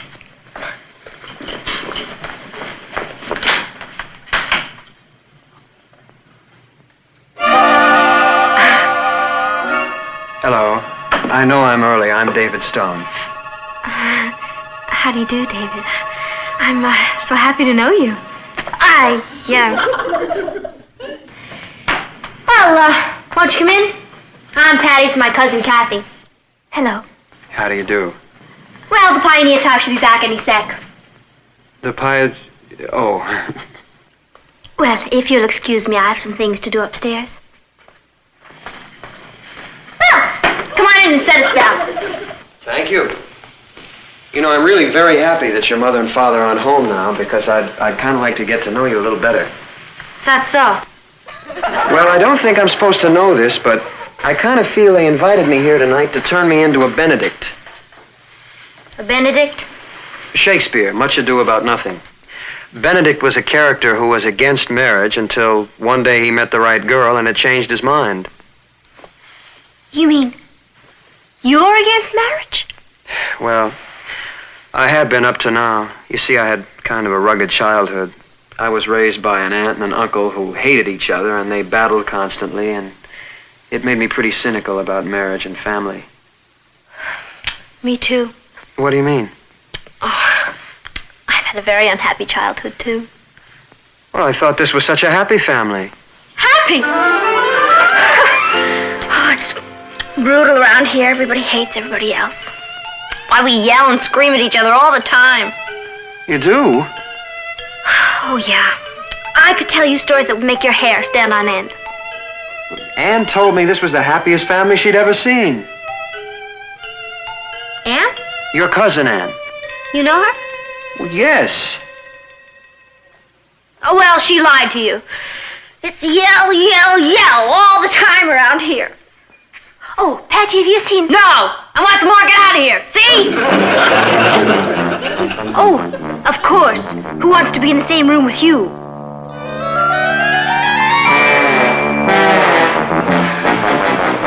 You see? Do your parents quarrel? Day and night. They're the only family Anne has. Yeah. Poor Anne. Why, she never even mentioned this to me. It must be terrible for her, just the way it was for me. Oh, even worse. When Papa loses his temper, he's a fiend. Anne is so shy and sensitive. Someone should take her out of all this. Yeah. Of course, I don't mind it here. I'm kind of used to it. I even like it here. I wouldn't want to leave for anything. David! Martin, this is David Stone. How do you do? Nice to meet you. I'm sorry we were so late getting home. I'm glad Patty and I have had a chance to talk. Yeah, we really understand each other. And I've made up my mind about something. Yes? I want to get married right away.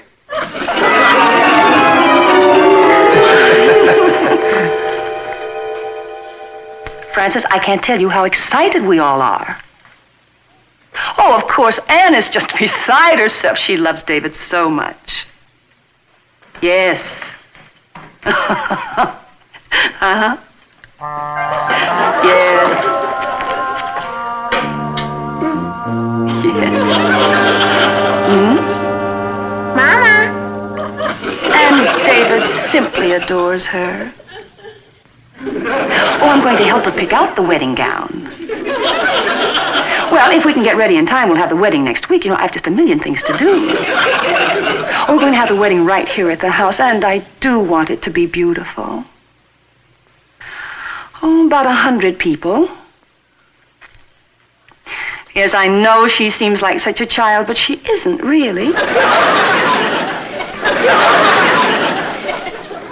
I know. He made up his mind last night, right after he had a talk with Patty.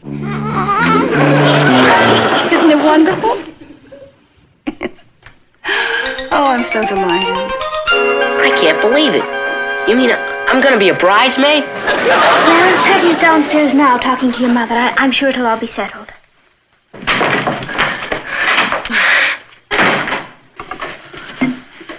Did you talk to your mother? Yeah, it's all set. The wedding is next week in my former home. She wants it to be beautiful, about 100 people. Oh, Patty. Kathy told me the news, sis. I'm gonna miss you. I want you to come and live with me. Do you mean that? Of course I mean it. Gee, thanks, sis. You too, Kathy. Oh, and what about your husband? Oh, I forgot all about him. What time is it? Oh, it must be about 5 o'clock. Do you realize we haven't heard a word from David since he was here yesterday? Maybe he's forgotten about me. Oh, I wouldn't count on that if I were you. Yeah, I guess you're right. Oh, maybe he had to leave town or something. Patty, David's downstairs. He wants to see you. Oh, boy. I'm so happy. I can't tell you how much this means to me. Does it really, Mom? Oh, I've dreamed of this for a long time. Mom, I hardly know David. I've only met him once in my whole life. He's a wonderful man. You'll get to love him. Mom, I'm too young to get married. I should think so. We're moving the wedding from Wednesday to Friday. That'll give us 2 extra days. Oh, I've got a million things to do. I've got to arrange the minister, call the caterer, call the rental place. I don't know how we're going to get ready in time. My own mother, selling me down the river.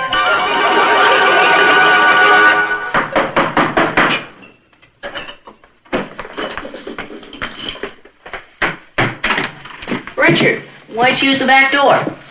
I didn't know if I'd be welcome at the front door anymore. I mean, since Patty is practically a married woman. She's not married yet. It's gonna happen any minute. I wonder if they're planning to invite me over to dinner. You know, old friends of the bride. I'm sure sorry about this, Richard. Could I fix your sandwich? No, thanks. I'm not hungry. You're not? I haven't been able to eat a bite since I heard the news. I don't want Patty to get married. But if she does marry, I'd like her to marry you. Thanks, Ross. I mean, you've got your problems, but at least I know what they are. I don't want a stranger for a brother-in-law. Maybe you're not gonna have a stranger for a brother-in-law. What do you mean? I mean, I'm not gonna let it happen so easily. You think any old joker that comes along can take Patty away from me? Now, wait a minute, where are you going?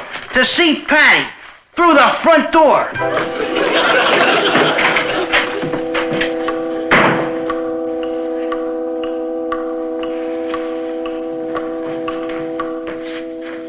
Hello, Patty.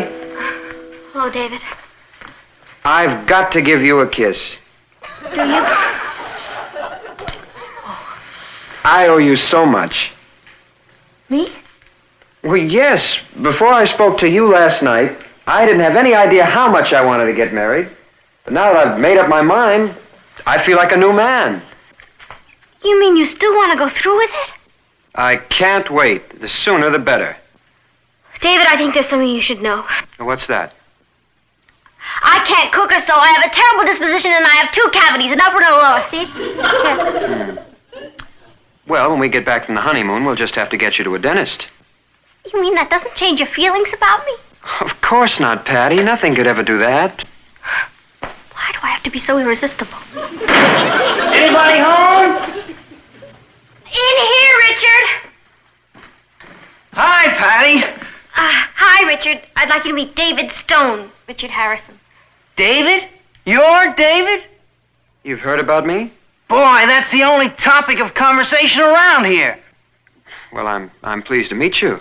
I'll bet you are. You're turning me into a laughing stock. I don't understand. No? Well, it just happens you're planning to marry my girl. Your girl?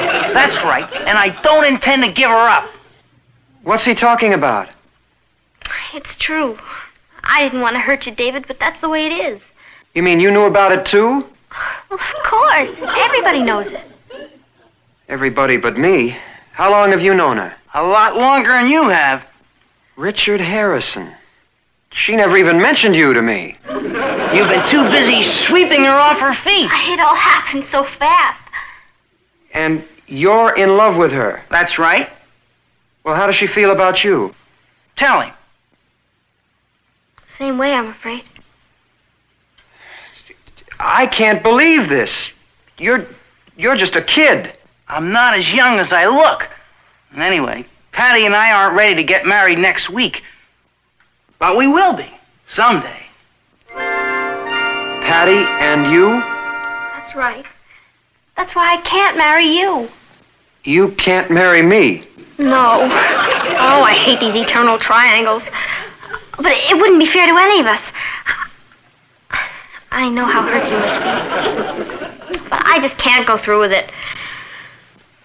Patty, didn't your mother tell you? Oh, yeah. She told me how anxious you are to get married. And I hate to let her down, but please, try to understand. I think I do. Look, the truth of the matter is... Yes. Well, the truth of the matter is...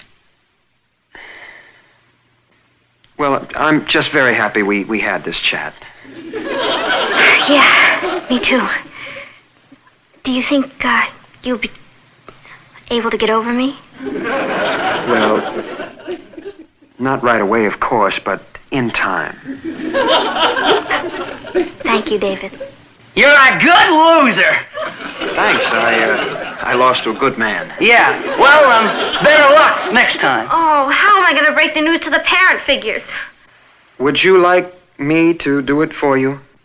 Would you?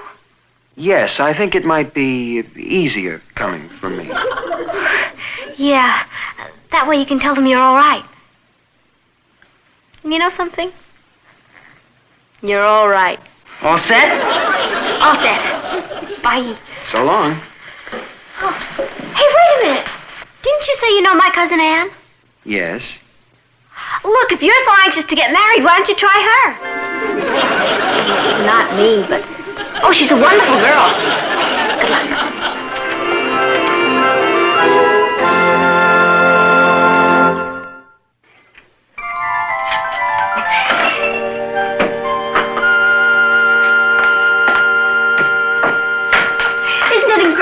great everything turned out? I told David about Ann Monday, and he's marrying her Friday. When I play Cupid, I don't kid around. Maybe you should be a professional matchmaker. Yeah, I'd be great. You know, I really thought I was going to be in big trouble this week, but I got out of it. She didn't. She didn't. I'm afraid she did. Patty must have taken it for granted that we were all speaking of her wedding. Well, why didn't she come to us and discuss it? Well, perhaps she felt she couldn't. But why? Because she can't stand screaming. When Ann and I get back from our honeymoon, we'd like very much to have a talk with you about Patty. We think perhaps she may be happier living with us. Living with you? Well, Ann and I have discussed how unhappy Patty is living here at home, and we've decided that... Patty unhappy at home? Where'd you ever get that impression? It's not an impression. She told me. Well, I mean, she wasn't complaining. She merely said that she'd never leave you, but Patty's a very sensitive girl, and she just can't stand watching you two fight constantly. Watching us fight? Yelling and screaming at one another. Patty said that? That's right. Well, for your information, there is no yelling around this house. Patty! Patty, come in here! Well, now, wait a minute. I didn't mean to start another family row. I just thought that if there was something wrong, perhaps we could help the situation. Don't worry, we're going to do something about it. Patty! Yes, Pa, would you call me? Yeah, I have a bit of news for you, young lady. Oh, yeah? What's that? You're in trouble again. I know, Now, about our yelling at you, where do you get off telling people things like that? I figured that maybe there was some...